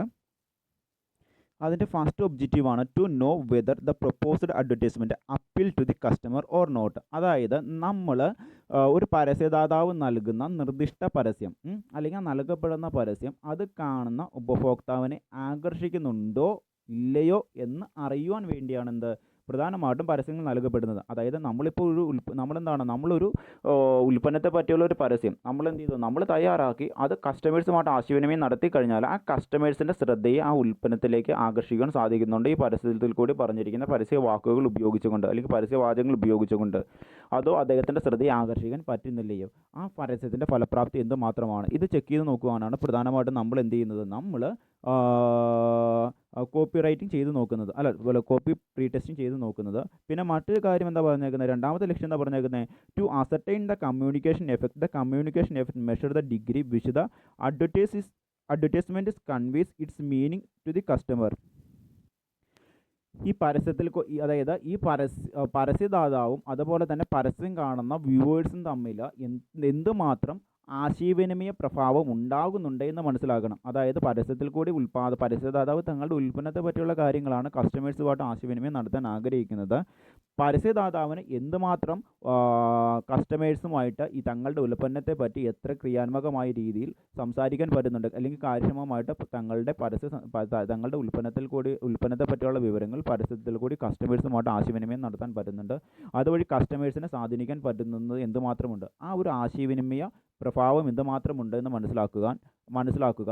അതുകൂടാതെ തന്നെ എന്താണ്, ഈ ഒരു പരസ്യ സന്ദേശത്തിൻ്റെ അർത്ഥശുദ്ധി എന്തുമാത്രം കസ്റ്റമേഴ്സിന് മനസ്സിലാകുന്നുണ്ട്, ഇല്ലെങ്കിൽ കസ്റ്റമേഴ്സിനെ സ്വാധീനിക്കുന്നുണ്ട് എന്നതിലൂടെ ആ പരസ്യ സന്ദേശത്തിൻ്റെ ആശയവിനിമയ പ്രഭാവം എന്തുമാത്രമുണ്ട് എന്ന് മനസ്സിലാക്കുവാൻ വേണ്ടിയാണ് പ്രധാനമായിട്ടും എന്ത് ചെയ്യുന്നത്, പ്രധാനമായിട്ടും നമ്മൾ പ്രീ ടെസ്റ്റിംഗ് ചെയ്ത് നോക്കുന്നത്. പിന്നെ മറ്റൊരു കാര്യം എന്താ പറഞ്ഞേക്കുന്നത്, to access the potential of the ad achieving the specified goals. അതായത് to access the potential of the advertisement achieving the specified goal. അതായത് പരസ്യത്തിൽ കൂടി പരസ്യദാതാവ് തങ്ങളുടെ ഉൽപ്പന്നത്തെ പറ്റിയുള്ള പരസ്യ സന്ദേശത്തിൽ കൂടി അദ്ദേഹം ആഗ്രഹിക്കുന്ന ലക്ഷ്യങ്ങൾ നേടിയെടുക്കുവാൻ ആ ഒരു പരസ്യത്തിന് പ്രാപ്തിയുണ്ടോ, അതിൻ്റെ സാധ്യതകൾ എന്തുമാത്രമാണ് എന്ന് പരിശോധിക്കുവാൻ വേണ്ടിയും എന്ത് ചെയ്യുന്നു, ആ പരസ്യ പകർപ്പിനെ പ്രീ ടെസ്റ്റ് ചെയ്യുന്നു. പിന്നെ മറ്റൊരു കാര്യം എന്താ പറഞ്ഞേക്കുന്നത്, to know the whether the advertisement stimulate the people to purchase the product. എന്ന് വെച്ച് കഴിഞ്ഞാൽ ഉൽപ്പന്നം വാങ്ങാൻ ആളുകളെ പ്രേരിപ്പിക്കുന്നുണ്ടോ എന്നറിയുവാൻ വേണ്ടി എന്ത് ചെയ്യുന്നു, പ്രധാനമായിട്ടും പരസ്യങ്ങളെ അത് കസ്റ്റമേഴ്സുമായിട്ട് ആശയവിനിമയം നടത്തുന്നതിന് മുമ്പ് പ്രീ ടെസ്റ്റ് ചെയ്ത് നോക്കുന്നു. പിന്നെ മറ്റൊരു കാര്യമാണ് പറഞ്ഞേക്കുന്നത്, to know the credibility of the advertisement among the target customers. Okay, അതായത് ഈ ഒരു പരസ്യത്തിൽ കൂടി പരസ്യദാതാവിൻ്റെ ഉൽപ്പന്നത്തെ പറ്റിയോ കമ്പനികളെ പറ്റിയോ അല്ലെങ്കിൽ ഉൽപ്പന്നത്തോടുള്ള അല്ലെങ്കിൽ പരസ്യത്തിൽ നിർദ്ദേശിക്കുന്ന ബ്രാൻഡിനോടുള്ള പരസ്യദാതാവിൻ്റെ ബ്രാൻഡഡ് ഉൽപ്പന്നങ്ങളോടുള്ള കസ്റ്റമേഴ്സിൻ്റെ വിശ്വസ്തത കൂട്ടുവാൻ ഈ ഒരു പരസ്യ സന്ദേശത്തിന് സാധിക്കുന്നുണ്ടോ എന്ന് ചെക്ക് ചെയ്യുവാനും പ്രധാനമായിട്ടും എന്ത് ചെയ്യുന്നു, പരസ്യ കോപ്പികളെ പ്രീ ടെസ്റ്റ് ചെയ്ത് നോക്കുന്നു. അതായത് പരസ്യത്തിൽ കൂടി നിർദ്ദേശിക്കുന്ന ഉൽപ്പന്നത്തിൻ്റെയോ അല്ലെങ്കിൽ എന്താണ് പർട്ടിക്കുലർ ബ്രാൻഡിൻ്റെയോ വിശ്വസ്തത കൂടുന്നുണ്ടോ ഉപഭോക്താക്കളുടെ ഇടയിൽ, അത് ഈ പരസ്യ സന്ദേശത്തിന് സാധിക്കുമോ എന്നറിയുവാൻ വേണ്ടി എന്ത് ചെയ്യുന്നു, അത് പ്രീ ടെസ്റ്റ് ചെയ്ത് നോക്കുന്നു. പിന്നെ മറ്റൊരു കാര്യം എന്തെന്ന് വെച്ച് കഴിഞ്ഞാൽ to know the attitude of the people towards the ad. അതായത് പരസ്യത്തോടുള്ള ആളുകളുടെ മനോഭാവം എന്താണ്, അല്ലെങ്കിൽ നമ്മുടെ ഒരു പരസ്യദാതാവിൻ്റെ ഉൽപ്പന്നത്തെ പറ്റിയോ അയാളുടെ സേവനത്തെ പറ്റിയോ അല്ലെങ്കിൽ അയാളുടെ കമ്പനിയെ പറ്റിയോ ഒരു പരസ്യം നൽകി കഴിഞ്ഞാൽ ആ പരസ്യത്തോടുള്ള ആളുകളുടെ പ്രതികരണം എങ്ങനെയാണ്, ആളുകളുടെ മനോഭാവം എന്തായിരിക്കും, അത് തിരിച്ചറിയുവാനും ഈ പ്രീ ടെസ്റ്റ് നമ്മളെ സഹായിക്കുന്നു. പിന്നെ മറ്റൊരു കാര്യമാണ് to gather suggestions from the target audience for making changes in the proposed advertisement. അതായത് ആളുകൾക്കിടെ ഈ നൽകപ്പെട്ടിരിക്കുന്ന പരസ്യത്തിൽ നിന്നും നൽകപ്പെട്ട പരസ്യങ്ങൾ കണ്ടിട്ട് ആളുകൾ ഏതെങ്കിലും തരത്തിൽ ഫീഡ്ബാക്ക് കൊടുക്കാമെന്ന് കരുതി ഈ പരസ്യത്തെപ്പറ്റി ഈ തരത്തിലുള്ള പരസ്യത്തെപ്പറ്റി ആളുകൾ ഫീഡ്ബാക്ക് കൊടുക്കുമ്പോൾ അതിൽ ഏതെങ്കിലും തരത്തിൽ മാറ്റങ്ങൾ വരുത്തേണ്ടതുണ്ടെങ്കിൽ ആ മാറ്റങ്ങൾ വരുത്തിയതിന് ശേഷം ഫലപ്രാപ്തിയായ രീതിയിൽ അല്ലെങ്കിൽ കാര്യക്ഷമമായ രീതിയിൽ അല്ലെങ്കിൽ മികച്ച ഒരു അഡ്വർടൈസ്മെൻ്റ് എന്ന നിലയിൽ അത് കസ്റ്റമേഴ്സുമായിട്ട് ആശയവിനിമയം നടത്തുവാൻ സഹായിക്കുന്ന തരത്തിലേക്ക് ഇതിനെ രൂപപരിവർത്തനം വരുത്തുക. അതാണ് പ്രധാനമായിട്ടും പ്രീ ടെസ്റ്റ് കൊണ്ട് അർത്ഥമാകുന്നത്. അതായത് നിർദ്ദിഷ്ട പരസ്യത്തിൽ ഏതെങ്കിലും തരത്തിൽ മാറ്റം വരുത്തുന്നതിന് ആളുകളുടെ ഇടയിൽ നിന്നും വ്യത്യസ്തമായിട്ടുള്ള നിർദ്ദേശങ്ങൾ സ്വീകരിക്കുന്നതിന് എന്ത് സഹായിക്കുന്നു, ഈ തരത്തിൽ ബ്രോഡ്കാസ്റ്റിന് മുമ്പ് പരസ്യങ്ങൾ പ്രീ ടെസ്റ്റ് ചെയ്ത് നോക്കുന്നത് സഹായിക്കുന്നു എന്നാണ് പറയുന്നത്.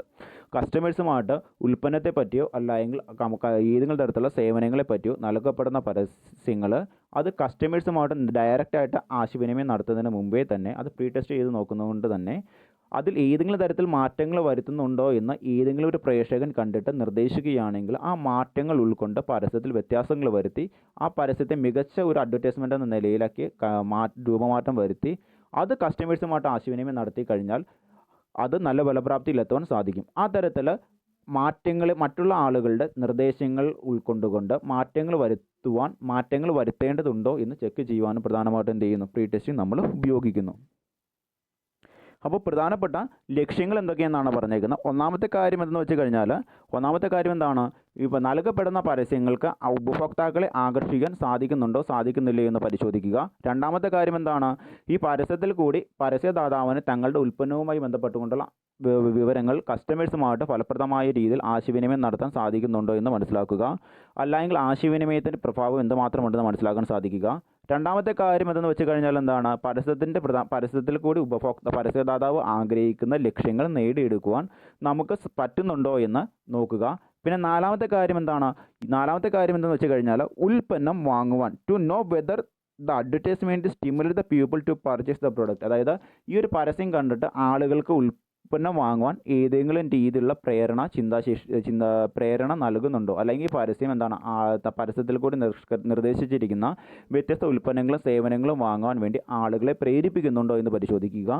പിന്നെന്താ പറയുന്നത്, to know the credibility of the advertisement among the target audience. Okay, അതായത് ആളുകൾക്കിടയിൽ പരസ്യത്തിൽ കൂടി നിർദ്ദേശിക്കുന്ന ഉൽപ്പന്നത്തിൻ്റെയോ അല്ലെങ്കിൽ എന്താണ് ബ്രാൻഡഡ് ആയിട്ടുള്ള കമ്പനികളുടെയോ അല്ലെങ്കിൽ സേവനങ്ങളെയോ പരസ്യത്തിൽ കൂടി എന്താണോ പരസ്യദാതാവ് പറയാൻ ആഗ്രഹിക്കുന്നത് ആ കാര്യത്തോട് ആളുകളുടെ വിശ്വസ്തത എന്തുമാത്രം കൂടുന്നുണ്ട്, എന്തുമാത്രം ആളുകൾക്ക് വിശ്വസ്തത ഈ പരസ്യ സന്ദേശത്തിൽ ഉണ്ട് എന്ന്, അല്ലെങ്കിൽ ഈ പരസ്യ സന്ദേശം ആളുകൾ എന്തുമാത്രം വിശ്വസിക്കുമെന്ന് ചെക്ക് ചെയ്ത് നോക്കുന്നു. അല്ലെങ്കിൽ പരസ്യത്തിൻ്റെ വിശ്വസ്തത എന്തുമാത്രം ഉണ്ട് എന്ന് പരിശോധിക്കുവാൻ സഹായിക്കുന്നു. പിന്നെ എന്താ പറഞ്ഞിരിക്കുന്നത്, ആറാമത്തെ കാര്യം എന്ന് വെച്ച് കഴിഞ്ഞാൽ ഈ ഒരു പരസ്യത്തോടുള്ള അല്ലെങ്കിൽ പരസ്യ സന്ദേശത്തോടുള്ള ആളുകളുടെ മനോഭാവം എന്തുമാത്രമാണ് എന്നറിയാൻ വേണ്ടി പരിശോധിക്കുന്നു. പിന്നെ ഏഴാമത്തെ കാര്യം എന്തെന്ന് വെച്ച് കഴിഞ്ഞാൽ ഒരു പരസ്യം നൽകപ്പെടുന്ന വലിയൊരു കസ്റ്റമർ സമൂഹമായിട്ട് നമ്മൾ സംസാരിക്കുന്നതിന് മുമ്പേ അല്ലെങ്കിൽ ബ്രോഡ്കാസ്റ്റ് ആശയവിനിമയം നടത്തുന്നതിന് മുമ്പേ മറ്റുള്ള പ്രേക്ഷകരായിട്ടുള്ള ആളുകളുടെ നിർദ്ദേശങ്ങൾക്ക് അനുസരിച്ചുകൊണ്ട്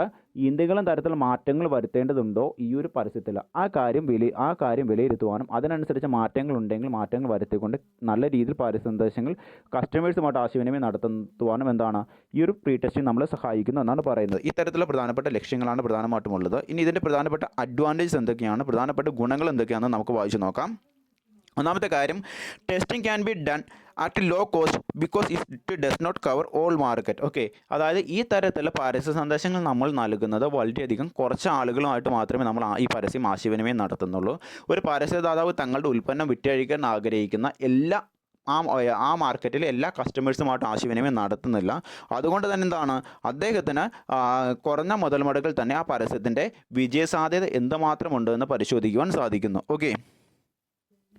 പിന്നെ മറ്റൊരു കാര്യമാണ് it to require less time to complete the testing process. അതായത് നമുക്ക് എന്താ ചെയ്യേണ്ടതെന്ന് വെച്ച് കഴിഞ്ഞാൽ, ഒരു ഉൽപ്പാദകൻ തങ്ങളുടെ ഉൽപ്പന്നത്തെ പറ്റിയുള്ള പരസ്യ സന്ദേശം കുറച്ച് ആളുകളുമായിട്ട് മാത്രമാണ് ആശയവിനിമയം നടത്തുന്നത്. അതുകൊണ്ട് തന്നെ എന്താണ്, കുറഞ്ഞ സമയം കൊണ്ട് തന്നെ ആ ഒരു പരസ്യത്തിൻ്റെ ഫലപ്രാപ്തി എന്ത് മാത്രമുണ്ട് എന്ന് നമുക്ക് കൃത്യമായിട്ട് മനസ്സിലാക്കാൻ സാധിക്കും. ഓക്കെ. പിന്നെ മറ്റൊരു കാര്യം എന്താണെന്ന് വെച്ച് കഴിഞ്ഞാൽ, timely correction the advertisement is possible because the problems is found pre testing can B resolved before launching of the ad. അതായത് നമ്മൾ ഈ പരസ്യ സന്ദേശം കുറച്ച് ആളുകളുമായിട്ട്, ഒരു പരസ്യദാതാവ് തങ്ങളുടെ ഉൽപ്പന്നം വിറ്റഴിക്കാൻ ആഗ്രഹിക്കുന്ന ആളുകൾ, മാർക്കറ്റിലെ കുറച്ച് ആളുകളുമായിട്ട് മാത്രമാണ് ആശയവിനിമയം നടത്തുന്നത്. അതുകൊണ്ട് തന്നെ എന്താണ്, അവരുടെ പ്രതികരണങ്ങളിൽ നിന്നും പരസ്യത്തിന് വരുത്തേണ്ട മാറ്റങ്ങളെ നമുക്ക് പെട്ടെന്ന് മനസ്സിലാക്കുവാനും അത് വലിയൊരു കസ്റ്റമർ സമൂഹത്തിലെ ആളുകളുമായിട്ട് ആശയവിനിമയം നടത്തുന്നതിന് മുമ്പേ തന്നെ ആ മാറ്റങ്ങൾ അതായത് പ്രേക്ഷകർ നിർദ്ദേശിക്കുന്ന പ്രീ ടെസ്റ്റിംഗ് കാണുന്ന പ്രേക്ഷകർ നിർദ്ദേശിക്കുന്ന മാറ്റങ്ങൾക്കനുസരിച്ചുകൊണ്ട് പരസ്യത്തിൽ മാറ്റങ്ങൾ വരുത്തിക്കൊണ്ട് കാര്യക്ഷമമായിട്ടുള്ള പരസ്യത്തിന് രൂപം കൊടുക്കുവാനും അതുപോലെ തന്നെ എന്താണ്, അതിനുശേഷം അത് വലിയ മാർക്കറ്റിൽ ആളുകളുമായിട്ട് ആശയവിനിമയം നടത്തുവാനും സാധിക്കും. അതായത് നമ്മൾ കുറച്ച് ആളുകളുമായിട്ട് മാത്രമേ എന്ത് ചെയ്യുന്നുള്ളൂ, പരസ്യം നമ്മൾ ആശയവിനിമയം നടത്തുന്നുള്ളൂ. അപ്പോൾ അവരുടെ അഭിപ്രായത്തിൽ നിന്ന് ഏകദേശം നമുക്ക് പരസ്യത്തിൻ്റെ വിജയസാധ്യത എന്തുമാത്രമെന്ന് മനസ്സിലാക്കാൻ സാധിക്കും. അവരുടെ പ്രധാനപ്പെട്ട നിർദ്ദേശങ്ങൾക്കൊക്കെ അനുസരിച്ച്, അല്ലെങ്കിൽ അവരിൽ നിന്ന് ശേഖരിക്കുന്ന ഫീഡ്ബാക്കിന് അനുസരിച്ച് കൊണ്ട് എന്ത് ചെയ്യാൻ പറ്റും, അവരിൽ നിന്ന് ശേഖരിക്കുന്ന ഫീഡ്ബാക്കിനനുസരിച്ച് പരസ്യ സന്ദേശങ്ങളിൽ നമുക്ക് മാറ്റങ്ങൾ വരുത്താം. അതിനുശേഷം എന്ത് ചെയ്യാം, അത് വലിയൊരു കസ്റ്റമർ സമൂഹവുമായിട്ട് നമുക്ക് ആശയവിനിമയം നടത്താം വ്യത്യസ്ത മാധ്യമങ്ങളിലൂടെ. അങ്ങനെ നടത്തുമ്പോൾ ആ ഒരു പരസ്യത്തിന് വിജയസാധ്യത ഉണ്ടാവുകയും ചെയ്യും. പിന്നെ മറ്റൊരു കാര്യം എന്തെന്ന് വെച്ച് കഴിഞ്ഞാൽ, it is highly useful in selecting best advertisement copy from available advertisement copy എന്ന് വെച്ച് കഴിഞ്ഞാൽ, ഈ തരത്തിൽ ഒരു പരസ്യദാതാവ് തങ്ങളുടെ ഉൽപ്പന്നവുമായി ബന്ധപ്പെട്ടുകൊണ്ടുള്ള പരസ്യ സന്ദേശങ്ങൾ കുറച്ച് ആളുകളുമായിട്ട് പരസ്യത്തിൻ്റെ വിജയസാധ്യത എന്തുമാത്രമുണ്ടെന്ന് പരിശോധിക്കാൻ വേണ്ടി പ്രീ ടെസ്റ്റ് നടത്തുന്നത് കൊണ്ട് അദ്ദേഹത്തിന് എന്ത് ചെയ്യാൻ പറ്റും, അദ്ദേഹത്തിന് ലഭ്യമായിട്ടുള്ള പരസ്യ പകർപ്പുകളിൽ ഏറ്റവും മികച്ച പരസ്യ പകർപ്പാക്കി മാറ്റാൻ സാധിക്കും. അതായത് ഈ ഒരു പരസ്യത്തിൻ്റെ വിജയസാധ്യത എന്തുമാത്രമുണ്ട് എന്ന് പരിശോധിക്കുന്നത് വഴി ബാക്കിയുള്ള പരസ്യ പകർപ്പുകളെ വെച്ച് നോക്കുമ്പോൾ എന്തൊക്കെ പോരായ്മകളാണ് തങ്ങളുടെ പരസ്യത്തിനുള്ളത്, അല്ലെങ്കിൽ പരസ്യ സന്ദേശത്തിനുള്ളത്, ആ മാറ്റങ്ങൾ ഉൾക്കൊണ്ടുകൊണ്ട് തന്നെ അദ്ദേഹത്തിന് ലഭ്യമായിട്ടുള്ള പരസ്യ പകർപ്പുകളിൽ നിന്നും ഏറ്റവും ബെസ്റ്റ് ആയിട്ടുള്ള പരസ്യ പകർപ്പാക്കി, അല്ലെങ്കിൽ പരസ്യ സന്ദേശമാക്കി, അല്ലെങ്കിൽ പരസ്യമാക്കി മാറ്റാൻ സാധിക്കും. അത് കസ്റ്റമേഴ്സുമായിട്ട് ആശയവിനിമയം നടത്തുമ്പോൾ എന്താണ്, അദ്ദേഹം ഉദ്ദേശിച്ച ലക്ഷ്യം കൈവരിക്കുവാനും അങ്ങനെയുള്ള പരസ്യങ്ങൾ ശരിയായ രീതിയിൽ ഫലപ്രാപ്തിയിലെത്തുവാനും കാരണമായി മാറും. പിന്നെ മറ്റൊരു കാര്യം എന്തെന്ന് വെച്ച് കഴിഞ്ഞാൽ, it is useful avoid ineffective advertisement. അതായത് എന്താണ് പറഞ്ഞേക്കുന്നത്, ഫലപ്രദമല്ലാത്ത പരസ്യങ്ങൾ ഒഴിവാക്കുവാൻ ഇത് ഉപയോഗപ്രദമാണ്. അതായത് നമുക്ക് ഒരു ഉപഭോക്താവ് തങ്ങളുടെ ഉൽപ്പന്നത്തെ പറ്റിയുള്ള ഒരു പരസ്യ സന്ദേശം തയ്യാറാക്കി അത് ബ്രോഡ്കാസ്റ്റ് അല്ലെങ്കിൽ പ്രീ ടെസ്റ്റ് ചെയ്ത് നോക്കിയപ്പോൾ അത് ഫലപ്രാപ്തിയിൽ എത്തുന്ന ഒന്നല്ല എന്ന് കണ്ടു കഴിഞ്ഞാൽ അത് ഒഴിവാക്കി മാറ്റാൻ അദ്ദേഹത്തിന് സഹായിക്കുന്ന ഒന്നാണെന്ന് പറയുന്നത് പ്രീ ടെസ്റ്റിംഗ് എന്ന് പറയുന്നത്. പിന്നെ മറ്റൊരു കാര്യമാണ്, it reveal the total cost is requirements of an advertisement campaign. This helps to advertiser to avoid expensive of advertisement campaign. അതായത് നമുക്കറിയാം, ഒരു പരസ്യ സന്ദേശം തയ്യാറാക്കി കസ്റ്റമേഴ്സുമായിട്ട് ആശയവിനിമയം നടത്തുമ്പോൾ നമുക്ക് വലിയ രീതിയിലുള്ള എന്താവശ്യമായിട്ട് വരുന്നത്, നമുക്ക് വലിയ രീതിയിലുള്ള എക്സ്പെൻസ് ഉണ്ടാകും അല്ലേ. അപ്പോൾ നമ്മൾ ഒരു പരസ്യദാതാവ് തങ്ങളുടെ ഉൽപ്പന്നത്തെ പറ്റിയോ അല്ലെങ്കിൽ സേവനത്തെ പറ്റിയോ തയ്യാറാക്കി വെച്ചേക്കുന്ന ഒരു പരസ്യ സന്ദേശം കസ്റ്റമേഴ്സുമായിട്ട് ആശയവിനിമയം നടത്തി വലിയൊരു മുതൽ മുടക്കി ഒരു പരസ്യം നിർമ്മിച്ചു. ആ മുതൽ മുടക്കി നിർമ്മിച്ച പരസ്യം വലിയൊരു കസ്റ്റമർ സമൂഹമായിട്ട് ആശയവിനിമയം നടത്തിയെന്ന് കരുതുക. അങ്ങനെ ആശയവിനിമയം നടത്തിയേക്കുന്ന പരസ്യം ഫലപ്രാപ്തിയിലെത്തിയില്ല എങ്കിൽ അദ്ദേഹം അതിന് മുടക്കുന്ന പൈസ മൊത്തത്തിൽ എന്താകും, ഇല്ലാതെ അദ്ദേഹത്തിന് നഷ്ടത്തിലാക്കുവാനേ സാധ്യതയുള്ളൂ അല്ലേ.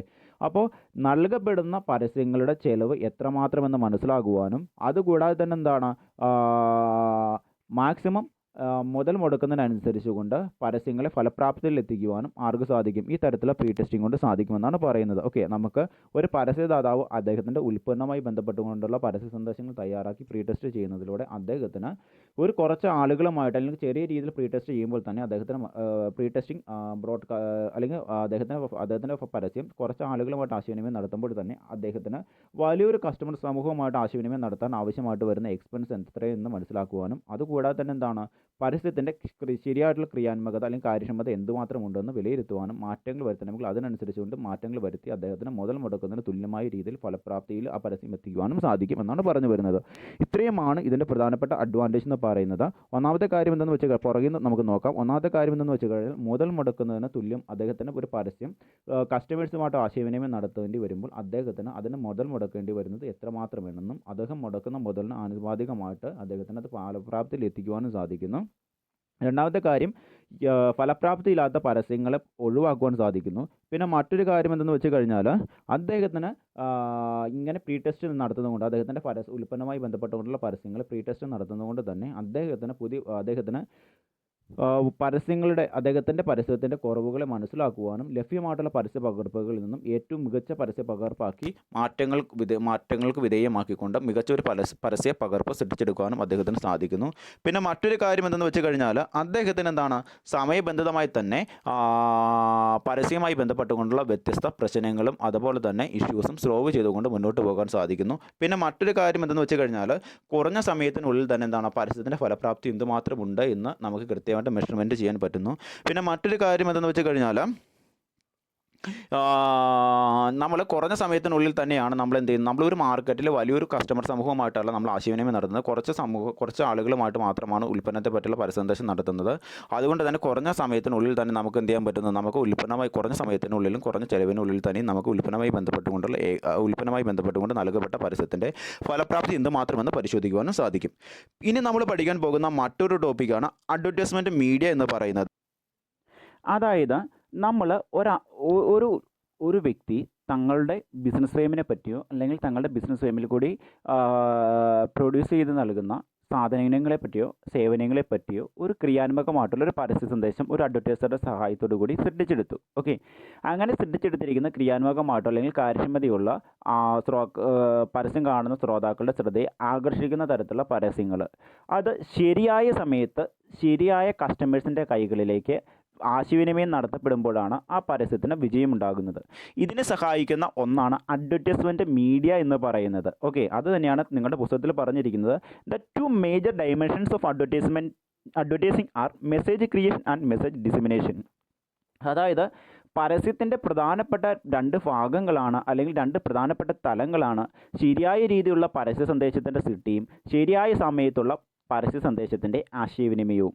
അതിന് നമ്മളെ സഹായിക്കുന്ന ഒന്നാണെന്ന് പറയുന്നത് നമ്മളെ ശരിയായ സമയത്ത് ശരിയായ പരസ്യ സന്ദേശങ്ങൾ ശരിയായ സമയത്ത് കസ്റ്റമേഴ്സുമായിട്ട് ആശയവിനിമയം നടത്താൻ നമ്മളെ സഹായിക്കുന്ന ഒന്നാണ് അഡ്വർടൈസ്മെൻറ്റ് മീഡിയ എന്ന് പറയുന്നത്. Message creation is a meaning when it is properly disseminated to the target audience. അതായത് ഒരു പരസ്യ സന്ദേശം എപ്പോഴാണ് വിജയിക്കുന്നത് എന്ന് വെച്ച് കഴിഞ്ഞാൽ ആ ക്രിയാത്മകമായ അല്ലെങ്കിൽ അർത്ഥവത്തായിട്ടുള്ള പരസ്യ സന്ദേശങ്ങൾ ശരിയായ സമയത്ത് അതുമായി ബന്ധപ്പെട്ടുകൊണ്ടുള്ള പരസ്യ ശ്രോതാക്കളുടെ കൈകളിൽ എത്തിച്ചേരുമ്പോഴാണ് ആ പരസ്യ സന്ദേശം വിജയിക്കുന്നത് എന്ന് പറയുന്നത്. Okay, transmission of dissemination of message require medium in advertising time medium is refer to channel of communication. അതായത് പരസ്യങ്ങൾ എന്താണ് ടാർഗറ്റ് ചെയ്തിരിക്കുന്ന കസ്റ്റമേഴ്സുമായിട്ട് ആശയവിനിമയം നടത്തണമെങ്കിൽ ശരിയായ രീതിയിലുള്ള മാധ്യമങ്ങൾ ആവശ്യമാണ് അല്ലേ. ഈ തരത്തിലുള്ള പരസ്യ സന്ദേശങ്ങളെ ശരിയായ രീതിയിൽ കസ്റ്റമേഴ്സിൻ്റെ കൈകളിലേക്ക് എത്തിക്കുന്ന ഇടനിലക്കാരായിട്ടുള്ള അല്ലെങ്കിൽ വാഹനങ്ങളെയാണ് നമ്മൾ എന്തെന്ന് പറയുന്നത്, മാധ്യമങ്ങൾ എന്ന് പറയുന്നത്. Okay, it is A vehicle to carry the advertisement message to the consumer. Media can be defined as the message delivery system in advertising. Okay, അതായത് പരസ്യദാതാവിൻ്റെ പരസ്യ സന്ദേശങ്ങളെ ശരിയായ സമയത്ത് കസ്റ്റമേഴ്സിൻ്റെ കൈകളിലേക്ക് എത്തിക്കുന്ന ഒരു മാധ്യമത്തെ അല്ലെങ്കിൽ ഒരു വാഹനത്തെയാണ് നമ്മളിന്ന് പറയുന്നത് മീഡിയം എന്ന് പറയുന്നത്. ഓക്കെ, പിന്നെ മറ്റൊരു കാര്യം എന്താണെന്ന് വെച്ച് കഴിഞ്ഞാൽ നമ്മൾ ചുരുക്കത്തിൽ പറഞ്ഞു കഴിഞ്ഞാൽ ഒരു പരസ്യം വിജയിക്കണമെങ്കിൽ ശരിയായ രീതിയിൽ തയ്യാറാക്കപ്പെടുന്ന പരസ്യ സന്ദേശവും ആ ശരിയായ രീതിയിൽ തയ്യാറാക്കി വെച്ചേക്കുന്ന പരസ്യ സന്ദേശം ശരിയായ മാധ്യമങ്ങളിൽ കൂടി എന്താണ് കസ്റ്റമേഴ്സിൻ്റെ കൈകളിലേക്ക് അല്ലെങ്കിൽ വ്യൂവേഴ്സിൻ്റെ കൈകളിലേക്ക് അല്ലെങ്കിൽ പ്രേക്ഷകരുടെ കൈകളിലേക്ക് എത്തിച്ചേരുകയും വേണം. ഇതിനെ നമ്മളെ സഹായിക്കുന്ന ഒന്നാണ് അഡ്വർടൈസ്മെൻറ്റ് മീഡിയം എന്ന് പറയുന്നത്. പിന്നെ മറ്റൊരു കാര്യം എന്ന് വെച്ച് കഴിഞ്ഞാൽ പരസ്യ സന്ദേശത്തിൻ്റെ സ്വഭാവം അനുസരിച്ച് കൊണ്ടായിരിക്കും പ്രധാനമായിട്ടും നമ്മൾ അഡ്വർടൈസ്മെൻറ്റ് മീഡിയംസ് തിരഞ്ഞെടുക്കുന്നത്. കാരണം വ്യത്യസ്തമായിട്ടുള്ള അഡ്വർടൈസ്മെൻറ്റ് മീഡിയംസ് നമുക്കിന്ന് ലഭ്യമാണ് അല്ലേ. നമ്മൾ പരസ്യ സന്ദേശങ്ങൾ വാക്കാലുള്ള എഴുത്ത് രൂപത്തിലുള്ളവയാണ് എങ്കിൽ അവയെ നമുക്ക് വ്യത്യസ്തമായിട്ടുള്ള മാഗസിനുകളിൽ കൂടി കസ്റ്റമേഴ്സിൻ്റെ കൈകളിലേക്ക് എത്തിക്കാൻ സാധിക്കും. അതുകൂടാതെ തന്നെ എന്താണ് നമ്മുടെ ന്യൂസ് പേപ്പർ, അതുപോലെ തന്നെ മാഗസിൻ, പോസ്റ്റർ, ബ്രോഷർ മുതലായിട്ടുള്ള ബാനർ മുതലായിട്ടുള്ള പരസ്യമാർഗ്ഗങ്ങളിൽ കൂടി കസ്റ്റമേഴ്സിൻ്റെ കൈകളിലേക്ക് എത്തിക്കാൻ സാധിക്കും. ഇല്ലെങ്കിൽ പ്രിൻ്റഡ് മീഡിയാസ് വഴി കസ്റ്റമേഴ്സിൻ്റെ കൈകളിലേക്ക് എത്തിക്കാൻ സാധിക്കും. ഇനി പരസ്യ സന്ദേശങ്ങളെന്ന് പറയുന്നത് ഓഡിയോ രൂപത്തിലുള്ളതാണ് എങ്കിൽ റേഡിയോ മുതലായിട്ടുള്ള ഓൺലൈൻ മുതലായിട്ടുള്ള മാധ്യമങ്ങളിൽ കൂടി കസ്റ്റമേഴ്സിൻ്റെ കൈകളിലേക്ക് എത്തിക്കാൻ സാധിക്കും. ഇനി പരസ്യ സന്ദേശം ചിത്രീകരണ രൂപത്തിലുള്ളവയാണ് എങ്കിൽ പ്രധാനമായിട്ടും അവ വിഷ്വൽ മീഡിയാസിൻ്റെ സഹായത്തോടു കൂടി കസ്റ്റമേഴ്സിൻ്റെ കൈകളിലേക്ക് എത്തിക്കാൻ സാധിക്കും. മൊബൈൽ ഫോൺസ്, അതുപോലെ തന്നെ എന്താണ് ടെലിവിഷൻ, ഇൻ്റർനെറ്റ് മുതലായവയുടെ സഹായത്തോടു കൂടി കസ്റ്റമേഴ്സിൻ്റെ കൈകളിലേക്ക് എത്തിക്കാൻ സാധിക്കും. അപ്പോൾ മാധ്യമങ്ങളുടെ പരസ്യ സന്ദേശത്തിൻ്റെ സ്വഭാവം അനുസരിച്ചുകൊണ്ടാണ് നമ്മൾ പരസ്യ വാഹനങ്ങൾ അല്ലെങ്കിൽ പരസ്യ മാധ്യമങ്ങൾ നമ്മൾ സെലക്ട് ചെയ്യുന്നത്. അത് നമുക്കെന്താണ് പരസ്യത്തിൻ്റെ വിജയത്തിന് അത് അടിസ്ഥാനപരമായ ഒരു കാര്യവുമാണ്. ഇനി തൊട്ട് താഴേക്ക് പറഞ്ഞേക്കുന്ന ഒരു കാര്യമാണ് മീഡിയ പ്ലാനിംഗ് എന്ന് പറയുന്നത്. ഓക്കെ, മീഡിയ പ്ലാനിംഗ് എന്ന് വെച്ച് കഴിഞ്ഞാൽ എന്താണ് പറഞ്ഞു നോക്കാം. Media planning is refer to a serious decision involving the delivery message to the target audience. The central theme of media planning is message dissemination. It helps to advertiser determine the type of media is to be used. Planning necessary to decide the time and place to use the media in order to successfully reach the desired audience. Okay, media planning എന്നുകൊണ്ട് അർത്ഥമാക്കുന്നതെന്ന് വെച്ച് കഴിഞ്ഞാൽ, മാധ്യമ ആസൂത്രണം കൊണ്ട് അർത്ഥമാക്കുന്നതെന്ന് വെച്ച് കഴിഞ്ഞാൽ, നമ്മൾ പ്രധാനമായിട്ടും ഒരു പരസ്യം തയ്യാറാക്കി കഴിഞ്ഞാൽ അത് ആശയവിനിമയം നടത്താൻ ആഗ്രഹിക്കുന്ന ശ്രോതാക്കളുടെ കൈകളിലേക്ക് ശരിയായ സമയത്ത് സന്ദേശങ്ങൾ കൈമാറ്റം ചെയ്യാൻ വേണ്ടി എടുക്കുന്ന പ്രധാനപ്പെട്ട എല്ലാ തീരുമാനങ്ങളെയും എവിടെ വരുന്നു? എല്ലാ തീരുമാനങ്ങളും പ്രധാനമായിട്ടും മാധ്യമ ആസൂത്രണത്തിൽ അല്ലെങ്കിൽ മീഡിയ പ്ലാനിങ്ങിൽ വരുന്നു. ഓക്കെ, അപ്പോൾ ചുരുക്കരൂപം ഇത്രയേ ഉള്ളൂ. ഒരു പരസ്യദാതാവ് തങ്ങളുടെ ഉൽപ്പന്നവുമായി ബന്ധപ്പെട്ടുകൊണ്ടുള്ള വിൽപ്പനാ സന്ദേശം കൈമാറ്റം ചെയ്യാൻ ആഗ്രഹിക്കുന്നുണ്ടെങ്കിൽ അത് കസ്റ്റമേഴ്സിൻ്റെ ആ ഒരു പരസ്യ ശ്രോതാക്കളുടെ കൈകളിലേക്ക് എത്തിക്കുന്നതോടം വരെയും ഉണ്ടാകുന്ന എല്ലാ പ്രധാനപ്പെട്ട തീരുമാനങ്ങളുടെയും ആകെ തുകയാണ് എന്തെന്ന് പറയുന്നത്? മീഡിയ പ്ലാനിംഗ് എന്ന് പറയുന്നത്. ഓക്കെ, പിന്നെ രണ്ടാമത്തെ കാര്യം എന്തെന്ന് വെച്ച് കഴിഞ്ഞാൽ, പരസ്യത്തിൻ്റെ സ്വഭാവം അനുസരിച്ചുകൊണ്ട് അല്ലെങ്കിൽ പരസ്യ സന്ദേശത്തിൻ്റെ സ്വഭാവം അനുസരിച്ചുകൊണ്ട് അത് കസ്റ്റമേഴ്സുമായിട്ട് അല്ലെങ്കിൽ പരസ്യ ശ്രോതാക്കളുമായിട്ട് ആശയവിനിമയം നടത്താൻ ആവശ്യമായിട്ടുള്ള മാധ്യമം ഏതെന്ന് തീരുമാനിക്കുക.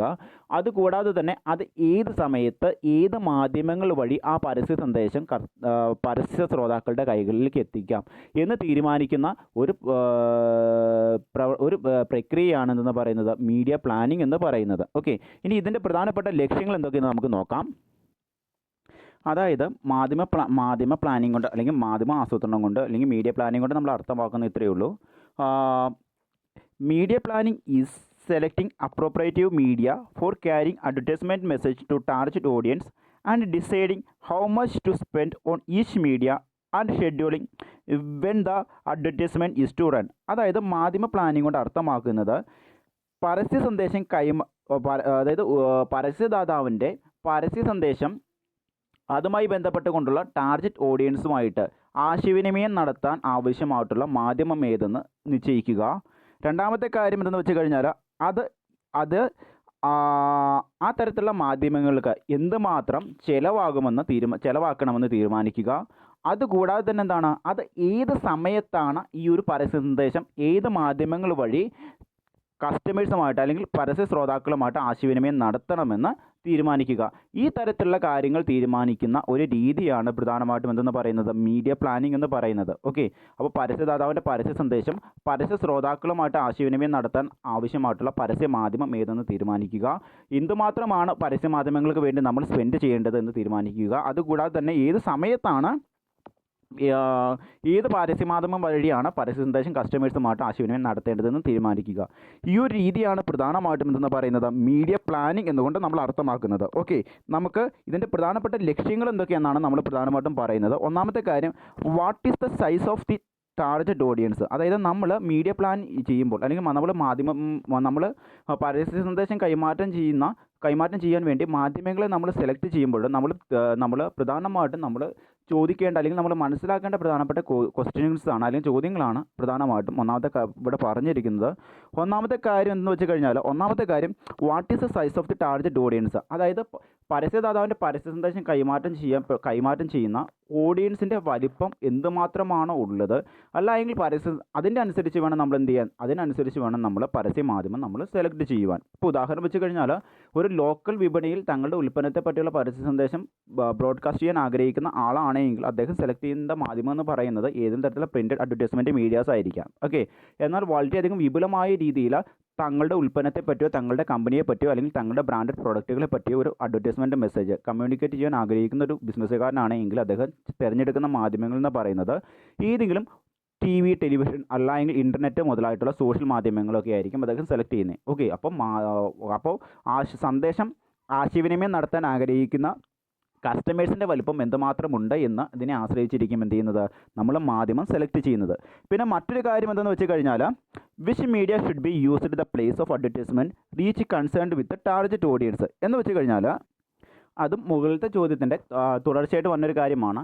അതായത് നമ്മൾ ആശയവിനിമയം നടത്താൻ ആഗ്രഹിക്കുന്ന ടാർഗറ്റ് പ്രേക്ഷകരുടെ വലിപ്പം എന്തുമാത്രമാണോ ആ വലിപ്പത്തിനനുസരിച്ച് കൊണ്ട് ഏത് മാധ്യമമാണ് ആശയവിനിമയം നടത്താൻ വേണ്ടി നമ്മൾ ചൂസ് ചെയ്യേണ്ടത്.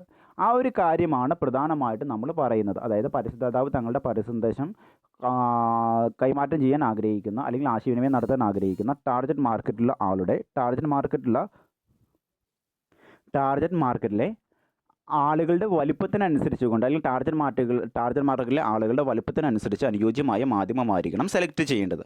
പിന്നെ മറ്റൊരു ക്വസ്റ്റ്യൻ പറഞ്ഞിരിക്കുന്നത് how many times in a day, week, month, year the target audience should get the advertisement. അതായത് പരസ്യദാതാവിൻ്റെ പരസ്യോൽപ്പന്നവുമായി ബന്ധപ്പെട്ടുള്ള പരസ്യ സന്ദേശം നമ്മൾ കൈമാറ്റം ചെയ്യാൻ വേണ്ടി ഒരു മാധ്യമം നമ്മൾ സെലക്ട് ചെയ്ത് കഴിഞ്ഞാൽ ആ മാധ്യമത്തിൽ കൂടി എത്ര പ്രാവശ്യം നമുക്ക് ആ ഒരു പരസ്യ ശ്രോതാക്കളുമായിട്ട് അല്ലെങ്കിൽ വ്യൂവേഴ്സുമായിട്ട് ആശയവിനിമയം നടത്തണം അത് തീരുമാനിക്കുക. പിന്നെ മറ്റൊരു കാര്യമാണ് in which part of the market the add should be appear. അതായത് ഒരു ഉൽപ്പാദകൻ്റെ പരസ്യ സന്ദേശം അത് അദ്ദേഹത്തിൻ്റെ ഉൽപ്പന്നം വിറ്റഴിക്കാൻ ആഗ്രഹിക്കുന്ന മാർക്കറ്റിലെ ഏത് ഭാഗത്താണ് അല്ലെങ്കിൽ ഏത് ദിശയിൽ നിന്നാണ് ഈ ഒരു ഉൽപ്പന്ന സന്ദേശം കൈമാറ്റം ചെയ്യപ്പെട്ട് തുടങ്ങേണ്ടത്. ആ കാര്യമാണ് പ്രധാനമായിട്ടും പിന്നീട് തീരുമാനിക്കേണ്ടത്. പിന്നെ പറഞ്ഞിരിക്കുന്ന മറ്റൊരു കാര്യമാണ് how much money is required to place the advertisement in different medias. Okay, അതായത് വ്യത്യസ്ത മാധ്യമങ്ങളിൽ കൂടി തങ്ങളുടെ ഉൽപ്പന്നവുമായി ബന്ധപ്പെട്ടുകൊണ്ടുള്ള പരസ്യ സന്ദേശം ടാർഗറ്റ് ഓഡിയൻസിലെ കസ്റ്റമേഴ്സുമായിട്ട് അല്ലെങ്കിൽ ടാർഗറ്റ് പ്രേക്ഷകരുമായിട്ട് ആശയവിനിമയം നടത്തണമെങ്കിൽ എന്തുമാത്രം പണം ചിലവാകും ആ ഒരു കാര്യം കൂടി തീരുമാനിക്കണം. ഈ പറഞ്ഞിരിക്കുന്ന ചോദ്യങ്ങൾക്കൊക്കെയും ഉത്തരം കണ്ടെത്തുക എന്നതാണ് സത്യം പറഞ്ഞു കഴിഞ്ഞാൽ മീഡിയ പ്ലാനിങ്ങിൻ്റെ പ്രധാനപ്പെട്ട ലക്ഷ്യമെന്ന് പറയുന്നത്. ഓക്കെ, അപ്പോൾ നമ്മൾ എന്ത് ചെയ്യുക, ചുരുക്കി പറഞ്ഞാൽ മീഡിയ പ്ലാനിംഗ് കൊണ്ട് അർത്ഥമാക്കുന്നത് ഒരു ഉൽപ്പാദകൻ്റെ പരസ്യ സന്ദേശം ഏത് മാധ്യമത്തിൽ കൂടി ഏത് സമയത്ത് എത്ര രൂപ മുടക്കി ആശയവിനിമയം നടത്തണമെന്ന് തീരുമാനിക്കുക എന്നതാണ് ഇതിൻ്റെ അർത്ഥം. മാധ്യമ പ്ലാനിംഗ് അഥവാ മീഡിയ പ്ലാനിങ്ങിൻ്റെ പ്രധാനപ്പെട്ട അർത്ഥമെന്ന് പറയുന്നത്. അതിനീ പറഞ്ഞിരിക്കുന്ന രീതിയിലുള്ള ചോദ്യങ്ങൾക്കൊക്കെ എന്താണ് ഉത്തരങ്ങൾ നൽകി കഴിഞ്ഞു കഴിഞ്ഞാൽ നമുക്ക് ശരിയായ രീതിയിലുള്ള മീഡിയ പ്ലാനിംഗ് നടന്നുവെന്ന് നമുക്ക് പറയാൻ പറ്റും. ഇനി മറ്റൊരു കാര്യമാണ് മീഡിയ സ്ട്രാറ്റജി എന്ന് പറയുന്നത്. മീഡിയ സ്ട്രാറ്റജി എന്നതുകൊണ്ട് അർത്ഥമാക്കുന്നത് എന്തെന്ന് വെച്ച് കഴിഞ്ഞാൽ ഒരു പരസ്യദാതാവ് തങ്ങളുടെ പരസ്യ സന്ദേശം കൈമാറ്റം ചെയ്യാൻ ആഗ്രഹിക്കുന്ന മാധ്യമങ്ങളുടെ പ്രധാനപ്പെട്ട സവിശേഷതകൾ എന്തൊക്കെയാണ്, ഇതുകൂടാതെ തന്നെ ഈ മാധ്യമങ്ങളിൽ കൂടി പരസ്യ സന്ദേശം ശ്രവിക്കുന്ന അല്ലെങ്കിൽ കാണുന്ന അല്ലെങ്കിൽ വായിക്കുന്ന ഉപഭോക്താക്കളുടെ വ്യത്യസ്തമായിട്ടുള്ള സവിശേഷതകൾ എന്തൊക്കെയാണ്, അവയെ തിരിച്ചറിഞ്ഞുകൊണ്ട് പരസ്യ ശ്രോതാക്കളുടെ സവിശേഷതകളെ പൂർത്തീകരിക്കുന്ന രീതിയിൽ ഉള്ള മാധ്യമങ്ങളിൽ കൂടി തങ്ങളുടെ പരസ്യ സന്ദേശം ശരിയായ സമയത്ത് ശരിയായ സ്ഥലങ്ങളിൽ എത്തിച്ചു കൊടുക്കുക എന്നതാണ് പ്രധാനമായിട്ടും മീഡിയ സ്ട്രാറ്റജി കൊണ്ട് അർത്ഥമാക്കുന്നത്. അതായത് ഒരു പരസ്യദാതാവിൻ്റെ പരസ്യ ലക്ഷ്യം നേടിയെടുക്കുന്നതിന് വേണ്ടി അദ്ദേഹത്തിൻ്റെ ഉൽപ്പന്നമോ അല്ലെങ്കിൽ സേവനവുമായി ബന്ധപ്പെട്ടുകൊണ്ടുള്ള പരസ്യ സന്ദേശങ്ങൾ ശരിയായിട്ടുള്ള മാധ്യമങ്ങളുടെ ശരിയായ സവിശേഷതകളുള്ള അല്ലെങ്കിൽ ശരിയായ രീതിയിലുള്ള മാധ്യമങ്ങളിൽ കൂടി എന്താണ് സമയബന്ധിതമായിട്ട് വ്യത്യസ്ത ഉപഭോക്താക്കളുടെ അല്ലെങ്കിൽ പരസ്യ ശ്രോതാക്കളുടെ ടേസ്റ്റ് ആൻഡ് പ്രിഫറൻസ് അനുസരിച്ച് കൊണ്ട് അവരുടെ സവിശേഷതകൾ മനസ്സിലാക്കി അവരുമായിട്ട് ആശയവിനിമയം നടത്തുക എന്നതാണ് പ്രധാനമായിട്ടും മീഡിയ സ്ട്രാറ്റജി കൊണ്ട് അർത്ഥമാക്കുന്നത്. നമുക്കൊക്കെ അറിയാം നമ്മുടെ വിപണിയിൽ അനേകം ആളുകളുണ്ട്. പലരും പല രീതിയിലുള്ള മാധ്യമങ്ങളാണ് ഉപയോഗിക്കുന്നത്. ഇപ്പോൾ ഒരു പരസ്യദാതാവ് ഒരു ഉൽപ്പന്നത്തെ പറ്റി പരസ്യം നൽകാൻ ആഗ്രഹിക്കുന്നുണ്ടെങ്കിൽ അദ്ദേഹം അല്പം ഏജ് ചെയ്യുന്ന ഒരു കസ്റ്റമർക്ക് വേണ്ടിയാണ് ഒരു ഉൽപ്പന്ന സന്ദേശം തയ്യാറാക്കുന്നതെങ്കിൽ നമുക്കറിയാം ആ ഉൽപ്പന്ന സന്ദേശം ആ ഏജ്ഡ് ആയിട്ടുള്ള കാറ്റഗറിയിൽപ്പെട്ട ആളുകളുടെ കൈകളിലേക്ക് എത്തണമെങ്കിൽ അദ്ദേഹം എന്ത് ചെയ്യണം, അദ്ദേഹം ചൂസ് ചെയ്യേണ്ട മാധ്യമം എന്ന് പറയുന്നത് ഏജ്ഡ് ആയിട്ടുള്ള ആളുകൾ വായിക്കുന്ന അല്ലെങ്കിൽ ഉപയോഗിക്കുന്ന തരത്തിലുള്ള മാധ്യമങ്ങളാണ് സെലക്ട് ചെയ്യുന്നത്. ന്യൂസ് പേപ്പേഴ്സ്, മാഗസിൻ മുതലായിട്ടുള്ള മാധ്യമങ്ങളാണ്, റേഡിയോ മുതലായിട്ടുള്ള മാധ്യമങ്ങളായിരിക്കും അവർ ഉപയോഗിക്കുന്നത് അല്ലേ. അങ്ങനെ ഒരു പർട്ടിക്കുലർ മാർക്കറ്റിലെ ആളുകളുടെ സവിശേഷതകൾ എന്തൊക്കെയാണ്, അവർ ഉപയോഗിക്കുന്ന മാധ്യമങ്ങൾ എന്തൊക്കെയാണ്, അവരുടെ ആവശ്യങ്ങൾ എന്തൊക്കെയാണ്, ഇതുകൂടാതെ തന്നെ മാധ്യമങ്ങളുടെ സ്വഭാവം, ഈ മാധ്യമം എന്തുമാത്രം ആളുകളിലേക്ക് ഈ പരസ്യ സന്ദേശം എത്തിക്കാൻ പ്രാപ്തിയുള്ളതാണ്. അതുകൂടാതെ തന്നെ എന്താണ്, ഈ മാധ്യമം ഏതൊക്കെ മാർക്കറ്റ് കവറേജ് ചെയ്ത് പോകുന്നുണ്ട് മുതലായ എല്ലാ കാര്യങ്ങളും കൃത്യമായിട്ട് മനസ്സിലാക്കിയതിന് ശേഷം വേണം എന്ത് ചെയ്യാൻ, ഒരു ഉൽപ്പാദകൻ തങ്ങളുടെ പ്രൊഡക്റ്റുമായി ബന്ധപ്പെട്ടുകൊണ്ടുള്ള പരസ്യ സന്ദേശം കൈമാറ്റം ചെയ്യുവാൻ. ഈ തരത്തിൽ കൈമാറ്റം ചെയ്യുമ്പോൾ ഉൽപ്പാദകൻ ശ്രദ്ധിക്കേണ്ട അല്ലെങ്കിൽ പരസ്യദാതാവ് ശ്രദ്ധിക്കേണ്ട കാര്യം എന്ന് വെച്ച് കഴിഞ്ഞാൽ, തങ്ങളുടെ ഉൽപ്പന്ന സന്ദേശം ഫലപ്രാപ്തിയിലെത്തിക്കുവാൻ എത്ര പ്രാവശ്യം ഈ മാധ്യമങ്ങളിൽ കൂടി കസ്റ്റമേഴ്സുമായിട്ട് ആശയവിനിമയം നടത്തണം. അങ്ങനെ തുടർച്ചയായിട്ട് വ്യത്യസ്ത മാധ്യമങ്ങളിൽ കൂടി കസ്റ്റമേഴ്സുമായിട്ട് ആശയവിനിമയം നടത്തുവാൻ വേണ്ടി വരുന്ന മാധ്യമങ്ങളുടെ ഒരു പ്ലാനിങ്ങിനെയാണ്, അല്ലെങ്കിൽ മാധ്യമങ്ങളുടെ ഒരു പരസ്യ പരമ്പരയാണ് പ്രധാനമായിട്ടും എന്തെന്ന് പറയുന്നത് മീഡിയ സ്ട്രാറ്റജി കൊണ്ട് അർത്ഥമാക്കുന്നത്. ഇങ്ങനെ ഇതുകൂടാതെ തന്നെ എന്താണ്, തങ്ങളുടെ പരസ്യ സന്ദേശം മാക്സിമം ശ്രോതാക്കളുടെ കൈകളിലേക്ക് എത്തിക്കുവാൻ വേണ്ടി ഈ വ്യത്യസ്ത മാധ്യമങ്ങളിൽ കൂടി എത്രമാത്രം തുക ചെലവഴിച്ച് പരസ്യ സന്ദേശം കൈമാറ്റം ചെയ്യണം. ഈ മുതലായ എല്ലാ കാര്യങ്ങളുമായി ബന്ധപ്പെട്ടുകൊണ്ടുള്ള തീരുമാനം എവിടെ വരുന്നു, മീഡിയ സ്ട്രാറ്റജിയിൽ പ്രധാനമായിട്ടും വരുന്നു. ഓക്കെ, അതായത് മീഡിയ സ്ട്രാറ്റജി എന്ന് വെച്ച് കഴിഞ്ഞാൽ മീഡിയ സ്ട്രാറ്റജിയുടെ പ്രധാനപ്പെട്ട ലക്ഷ്യം എന്താണെന്ന് വെച്ച് കഴിഞ്ഞാൽ, പരസ്യദാതാവിൻ്റെ ഉൽപ്പന്നങ്ങളെ പറ്റിയുള്ള പരസ്യ സന്ദേശം കസ്റ്റമേഴ്സിൻ്റെ കൈകളിലേക്ക് അല്ലെങ്കിൽ പരസ്യ ശ്രോതാക്കളുടെ കൈകളിലേക്ക് എത്തിച്ചിട്ട് കസ്റ്റമേഴ്സിനെ സൃഷ്ടിച്ചെടുക്കുക എന്നത് മാത്രമല്ല, പിന്നെയോ പരസ്യദാതാവിൻ്റെ ഉൽപ്പന്നമോ അല്ലെങ്കിൽ സേവനമോ ആയി ബന്ധപ്പെട്ടുകൊണ്ടുള്ള ബിസിനസ് സന്ദേശം അല്ലെങ്കിൽ വിൽപ്പനാ സന്ദേശം ശരിയായ സമയത്ത് ശരിയായ മാധ്യമങ്ങളിൽ കൂടി ശരിയായ കസ്റ്റമേഴ്സിൻ്റെ കൈകളിലേക്ക് എത്തിക്കുക. അതുവഴി എന്താണ്, കസ്റ്റമേഴ്സിൻ്റെ മനസ്സിൽ ആ ഉൽപ്പന്നത്തിന് അനുകൂലമായിട്ടുള്ള ഒരു ഉപഭോക്താവിൻ്റെ മനസ്സിൽ അത് സ്ഥാപിച്ചെടുക്കുക. ഈ ഒരു പ്രധാനപ്പെട്ട ലക്ഷ്യമാണ് പ്രധാനമായിട്ടും ഇതിനുള്ളത് മീഡിയ സ്ട്രാറ്റജിക്കുള്ളത്. ഓക്കെ, അതായത് ഉൽപ്പന്നങ്ങൾ വാങ്ങാൻ വേണ്ടി എന്താണ്, ഉപഭോക്താവിന് വാങ്ങുക മാത്രമല്ല, പിന്നെയോ ശരിയായ സമയത്ത് പരസ്യദാതാവിൻ്റെ ഉൽപ്പന്ന സന്ദേശം ശരിയായ മാധ്യമങ്ങളിൽ കൂടി ശരിയായ കസ്റ്റമേഴ്സിൻ്റെ കൈകളിലേക്ക് എത്തിക്കുക എന്നതാണ് പ്രധാനമായിട്ടും എന്തിൻ്റെ ലക്ഷ്യമെന്ന് പറയുന്നത്, പ്രധാനമായിട്ടും മീഡിയ സ്ട്രാറ്റജിയുടെ പ്രധാനപ്പെട്ട ലക്ഷ്യമെന്ന് പറയുന്നത്. അതിനനുസൃതമായ രീതിയിൽ പരസ്യദാതാവിൻ്റെ ബഡ്ജറ്റ് തയ്യാറാക്കുക, മാധ്യമങ്ങൾ സെലക്ട് ചെയ്യുക മുതലായ, അതുപോലെ തന്നെ അതുകൂടാതെ തന്നെ എന്താണ്, മാധ്യമങ്ങളുടെ സ്വഭാവം അനുസരിച്ചുകൊണ്ട് അത് വ്യത്യസ്തമായിട്ടുള്ള മാധ്യമങ്ങളുടെ സ്വഭാവം അനുസരിച്ചുകൊണ്ട് അത് എവിടെയാണ് ഏത് മാധ്യമങ്ങളിൽ കൂടിയാണ് കസ്റ്റമേഴ്സുമായിട്ട് ആശയവിനിമയം നടത്തേണ്ടതെന്ന് തീരുമാനിക്കുക. ഈ മുതലായ എല്ലാ കാര്യങ്ങളും എവിടെ വരുന്നു, മീഡിയ സ്ട്രാറ്റജിയിൽ പ്രധാനമായിട്ടും വരുന്നു. ഇനി മറ്റൊരു കാര്യമാണ്, ശരിയായ രീതിയിലുള്ള മീഡിയ സ്ട്രാറ്റജി സെലക്ട് ചെയ്യുമ്പോൾ നമ്മൾ ഫോളോ ചെയ്യേണ്ട മൂന്ന് രീതിയിലുള്ള തീരുമാനങ്ങളാണ് പറയുന്നത്. നമുക്ക് ശരിയായ രീതിയിൽ നമ്മൾ ഈ മാധ്യമങ്ങളെ സെലക്ട് ചെയ്യുമ്പോൾ നമ്മൾ ഫോളോ ചെയ്യേണ്ട പ്രധാനപ്പെട്ട മീഡിയ സ്ട്രാറ്റജീസാണ് താഴേക്ക് പറയുന്നത്. നമ്മൾ എടുക്കേണ്ട പ്രധാനപ്പെട്ട തീരുമാനങ്ങൾ എന്തൊക്കെയാണ്? ഒന്നാമത്തെ കാര്യമാണ് വെയർ ടു അഡ്വർടൈസ്. അതായത് ഒന്നാമത്തെ കാര്യമെന്ന് പറയുന്നത് വെയർ ടു അഡ്വർടൈസ് എന്ന് വെച്ച് കഴിഞ്ഞാൽ, എവിടെയാണ് ഒരു പരസ്യദാതാവിൻ്റെ ഉൽപ്പന്നവുമായി ബന്ധപ്പെട്ടുകൊണ്ടുള്ള പരസ്യ സന്ദേശം ഏത് സ്ഥലത്താണ് ഡിസ്പ്ലേ ചെയ്യേണ്ടത്. ഇപ്പോൾ നമുക്ക് ഒത്തിരിയായിട്ടുള്ള മാധ്യമങ്ങൾ നമുക്ക് അവൈലബിൾ ആണ് അല്ലേ. പ്രിൻ്റഡ് ആയിട്ടുള്ള അഡ്വർടൈസ്മെൻറ്റ് മീഡിയാസ് ഉണ്ട്, അതുപോലെ തന്നെ ഇലക്ട്രോണിക് അഡ്വർടൈസ്മെൻറ്റ് മീഡിയാസ് ഉണ്ട്. ഇതിൻ്റെ അകത്ത് ഏത് മാധ്യമത്തിലാണ് തങ്ങളുടെ പരസ്യം അല്ലെങ്കിൽ പരസ്യ സന്ദേശം ഡിസ്പ്ലേ ചെയ്യേണ്ടതെന്ന് തീരുമാനിക്കുക. അതാണ് ഏറ്റവും ആദ്യം വേണ്ടത്. ഓക്കെ, അപ്പോൾ ഉൽപ്പാദകൻ്റെ പരസ്യ സന്ദേശം എപ്പോഴാണ് എവിടെയാണ് ഏത് മാധ്യമത്തിലാണ് ഡിസ്പ്ലേ ചെയ്യേണ്ടതെന്ന് ഏറ്റവും ആദ്യം തീരുമാനിക്കുക. രണ്ടാമത്തെ ചോദ്യം എന്ന് വെച്ച് കഴിഞ്ഞാൽ വെൻ ടു അഡ്വർടൈസ്. ഓക്കെ, എപ്പോഴാണ് പരസ്യം ചെയ്യേണ്ടത്? ഒരു ഉൽപ്പാദകൻ്റെ പരസ്യ സന്ദേശം ഏത് സമയത്താണ് വ്യത്യസ്തമായിട്ടുള്ള മാധ്യമങ്ങളിൽ കൂടി പരസ്യ ശ്രോതാക്കളുമായിട്ട് ആശയവിനിമയം നടത്തേണ്ടത് എന്ന് തീരുമാനിക്കുകയാണ് രണ്ടാമത്തെ ക്വസ്റ്റ്യൻ എന്ന് പറയുന്നത്. ഇപ്പോൾ ഉദാഹരണം വെച്ച് കഴിഞ്ഞാൽ നമ്മൾ ഒരു കോളേജ് ഒരു അധ്യയന വർഷം ആരംഭിക്കാമെന്ന് കരുതുക. അപ്പോൾ വ്യത്യസ്തമായിട്ടുള്ള കമ്പനികൾ അവരുടെ പ്രൊഡക്റ്റുകളെ പറ്റിയുള്ള ഇൻഫർമേഷൻസ് എന്ത് ചെയ്യും, അധ്യയന വർഷം നമ്മൾക്ക് വ്യത്യസ്തമായിട്ടുള്ള മാധ്യമങ്ങളിൽ കൂടി കുട്ടികളെയോ അല്ലെങ്കിൽ കുട്ടികളുടെ രക്ഷിതാക്കളോ ആയിട്ടോ ആശയവിനിമയം നടത്തും. ഇപ്പോൾ ഉദാഹരണം ബാഗ് നിർമ്മിക്കുന്ന ആളുകൾ, യൂണിഫോം ഉൽപ്പാദിപ്പിക്കുന്ന ആളുകൾ, കുട ഉൽപ്പാദിപ്പിക്കുന്ന ആളുകൾ, പുസ്തകങ്ങൾ വിതരണം ചെയ്യുന്ന ബിസിനസ്സുകാർ, ഈ തരത്തിലുള്ള ആളുകൾ അവരുടെ ഉൽപ്പന്നങ്ങളെ പറ്റിയുള്ള ഇൻഫർമേഷൻസ് വ്യത്യസ്തമായിട്ടുള്ള മാധ്യമങ്ങളിൽ കൂടി എന്താണ് ആ ഒരു അധ്യയന വർഷത്തിൻ്റെ ആരംഭത്തിലായിരിക്കും അതുമായി ബന്ധപ്പെട്ടുകൊണ്ടുള്ള കസ്റ്റമേഴ്സുമായിട്ട് ആശയവിനിമയം നടത്തുന്നത്. എന്നാൽ ഇനി മറ്റൊരു ക്വസ്റ്റ്യൻ ആണ് എന്തെന്ന് പറയുന്നത്, which type of media to use. അതായത് നമ്മൾ പറഞ്ഞു ഏത് മാധ്യമത്തിൽ കൂടിയാണ് നമ്മൾ പ്രധാനമായിട്ടും നമ്മുടെ പരസ്യ സന്ദേശം ഡിസ്പ്ലേ ചെയ്യേണ്ടതെന്ന് നമ്മൾ തീരുമാനിക്കുന്നു. അതായത് പ്രിൻറ്റഡ് അഡ്വർടൈസ്മെൻറ്റ് മീഡിയാസിലൂടെയാണോ അല്ലെങ്കിൽ എന്താണ് ഇലക്ട്രോണിക് അഡ്വർടൈസ്മെൻറ്റ് മീഡിയാസിൽ കൂടിയാണോ പ്രധാനമായിട്ടും നമ്മൾ എന്ത് ചെയ്യേണ്ടത് നമ്മുടെ പരസ്യ സന്ദേശം മറ്റുള്ളവരെ കാണിക്കാൻ ആഗ്രഹിക്കുന്നത് അല്ലെങ്കിൽ മറ്റുള്ളവരുമായിട്ട് ആശയവിനിമയം നടത്താൻ ആഗ്രഹിക്കുന്നത് തീരുമാനിക്കുന്നു.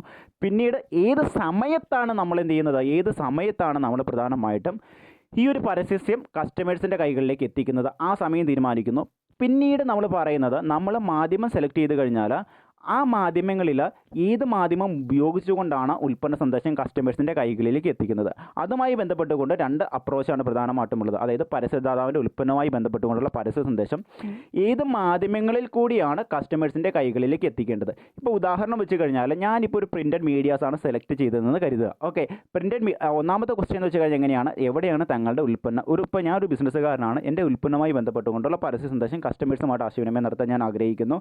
ഞാൻ ഒന്നാമത്തെ ചോദ്യത്തിന് ഉത്തരം പറയുകയാണ്, ഞാൻ ഏത് മാധ്യമമാണ് സെലക്ട് ചെയ്യേണ്ടത്, വേർ ടു അഡ്വർടൈസ്. അതായത് ഏത് മാധ്യമം, എപ്പോഴാണ് ഞാൻ എന്ത് ചെയ്യേണ്ടത്, എൻ്റെ മാധ്യമ സന്ദേശം ഡിസ്പ്ലേ ചെയ്യേണ്ടത്, അത് ഏത് മാധ്യമത്തിലാണ്. ഒന്നുകിൽ പ്രിൻറ്റഡ് അഡ്വർടൈസ്മെൻറ്റ് മീഡിയാസ് അല്ലെങ്കിൽ ഇലക്ട്രോണിക് അഡ്വർടൈസ്മെൻറ്റ് മീഡിയാസ്. ഒന്നുകിൽ ഞാൻ ഏത് സെലക്ട് ചെയ്യും, ഞാൻ ഇലക്ട്രോണിക് അഡ്വർടൈസ്മെൻറ്റ് മീഡിയാസാണ് സെലക്ട് ചെയ്തത്. ഓക്കെ, ഇനി എൻ്റെ ഉൽപ്പന്നത്തിൻ്റെ സന്ദേശം ഏത് സമയത്താണ് കസ്റ്റമേഴ്സുമായിട്ട് ആശയവിനിമയം നടത്തേണ്ടതെന്നാണ് രണ്ടാമത്തെ ക്വസ്റ്റ്യൻ എന്ന് പറയുന്നത്. ഞാൻ പറഞ്ഞു ഞാൻ വ്യത്യസ്തമായിട്ടുള്ള ആഘോഷ പരിപാടി, ഇപ്പോൾ ഓണം അല്ലെങ്കിൽ ക്രിസ്മസ് അല്ലെങ്കിൽ എന്താണ് ന്യൂ ഇയർ പോലുള്ള ആഘോഷ പരിപാടിയുള്ള സമയത്താണ് ഉൽപ്പന്ന സന്ദേശം കസ്റ്റമേഴ്സിൻ്റെ കൈകളിലേക്ക് എത്തിക്കേണ്ടത്. എൻ്റെ ഉൽപ്പന്ന സന്ദേശം കൈകളിൽ എത്തി.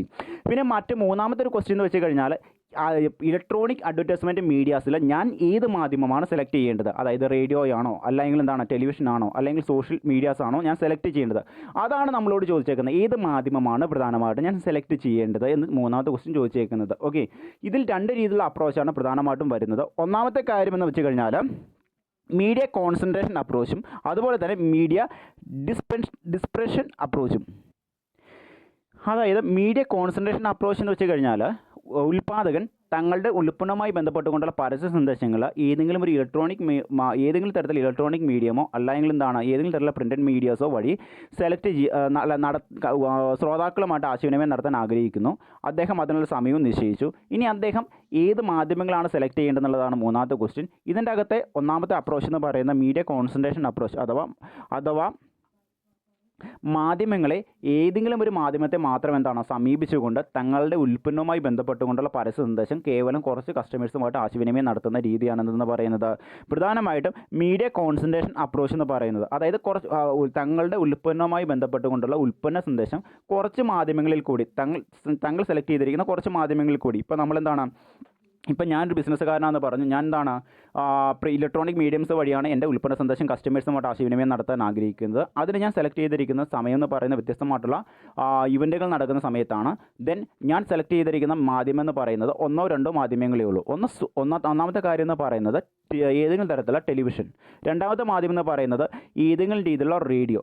അപ്പോൾ രണ്ട് മാധ്യമങ്ങൾ മാത്രമേ ഞാൻ എന്ത് ചെയ്തിട്ടുള്ളൂ, എൻ്റെ ഉൽപ്പന്ന സന്ദേശം കസ്റ്റമേഴ്സുമായിട്ട് ആശയവിനിമയം നടത്താൻ വേണ്ടി ഞാൻ സെലക്ട് ചെയ്തിട്ടുള്ളൂ. ഇതേ സെയിം രീതിയിൽ എൻ്റെ ഉൽപ്പന്ന സന്ദേശം കസ്റ്റമേഴ്സുമായിട്ട് ആശയവിനിമയം നടത്താൻ വേണ്ടി ഒന്നോ രണ്ടോ മാധ്യമങ്ങളെ മാത്രം ഞാൻ സെലക്ട് ചെയ്യുന്നു. അതിൽ കൂടി കസ്റ്റമേഴ്സുമായിട്ട് എൻ്റെ ഉൽപ്പന്നവുമായി ബന്ധപ്പെട്ടുകൊണ്ടുള്ള പരസ്യ സന്ദേശം കൈമാറ്റം ചെയ്യുന്ന രീതിയാണെന്ന് പറയുന്നത് മീഡിയ കോൺസെൻട്രേഷൻ അപ്രോച്ച് എന്ന് പറയുന്നത്. ഇനി മറ്റൊരു കാര്യമാണ് മീഡിയ ഡിസ്പേഴ്സൺ അപ്രോച്ച് എന്നുകൊണ്ട് അർത്ഥമാക്കുന്നതെന്ന് വെച്ച് കഴിഞ്ഞാൽ ഒരു ഉൽപ്പാദകൻ തങ്ങളുടെ പ്രൊഡക്റ്റുമായി ബന്ധപ്പെട്ടുകൊണ്ടുള്ള വിതരണ സന്ദേശം അല്ലെങ്കിൽ വിൽപ്പനാ സന്ദേശം കസ്റ്റമേഴ്സുമായിട്ട് ആശയവിനിമയം നടത്താൻ വേണ്ടി വളരെയധികം വലിയ മാധ്യമങ്ങളെ സെലക്ട് ചെയ്യുന്നു, അല്ലെങ്കിൽ ഒന്നോ രണ്ടോ അല്ല വ്യത്യസ്തമായിട്ടുള്ള മാധ്യമങ്ങളെ സെലക്ട് ചെയ്യുന്നു, അല്ലെങ്കിൽ തങ്ങളുടെ പരസന്ദേശം കസ്റ്റമേഴ്സുമായിട്ട് ആശയവിനിമയം നടത്താൻ വേണ്ടി വ്യത്യസ്തമായിട്ടുള്ള മീഡിയങ്ങളെ സെലക്ട് ചെയ്യുന്നു. അതുവഴി തങ്ങളുടെ ഉൽപ്പന്ന സന്ദേശം കസ്റ്റമേഴ്സുമായിട്ട് ആശയവിനിമയം നടത്തുന്ന രീതിയാണെന്ന് പറയുന്നത് മീഡിയ ഡിസ്പേഴ്സൺ അപ്രോച്ച് എന്നുകൊണ്ട് അർത്ഥമാക്കുന്നത്. ഓക്കെ, ഇത് രണ്ടുമാണ് പ്രധാനമായിട്ടും എന്ത് ചെയ്യേണ്ടത് മീഡിയ സ്ട്രാറ്റജിയിൽ നമ്മൾ പ്രധാനമായിട്ടും ശ്രദ്ധിക്കേണ്ട കാര്യങ്ങൾ എന്ന് പറയുന്നത്. അല്ലെങ്കിൽ മീഡിയ സ്ട്രാറ്റജി നമ്മൾ സെലക്ട് ചെയ്യും, ഒരു മാധ്യമ തന്ത്രം നമ്മൾ ഫോർമുലേറ്റ് ചെയ്യുമ്പോൾ നമ്മൾ പാലിക്കേണ്ട അല്ലെങ്കിൽ നമ്മൾ ഫുൾഫിൽ ചെയ്യേണ്ട 3 ക്വസ്റ്റ്യൻസ് ആണിത്. ഇനി തൊട്ട് താഴേക്ക് വരുന്നതാണ് key areas of media strategy. അതായത് നമ്മുടെ പരസ്യത്തിൻ്റെ പ്രധാനപ്പെട്ട ഏരിയാസൊക്കെ അല്ലെങ്കിൽ ഒരു മാധ്യമ തന്ത്രം നമ്മൾ ഫോർമുലേറ്റ് ചെയ്തെടുക്കുമ്പോൾ നമ്മൾ പ്രധാനമായിട്ട് ശ്രദ്ധിക്കേണ്ട പ്രധാന കീ ഏരിയാസ് ഏതൊക്കെയാണ് എന്നാണ് താഴേക്ക് പറഞ്ഞു വരുന്നത്. നമുക്ക് ഓരോന്ന് വായിച്ചു നോക്കാം.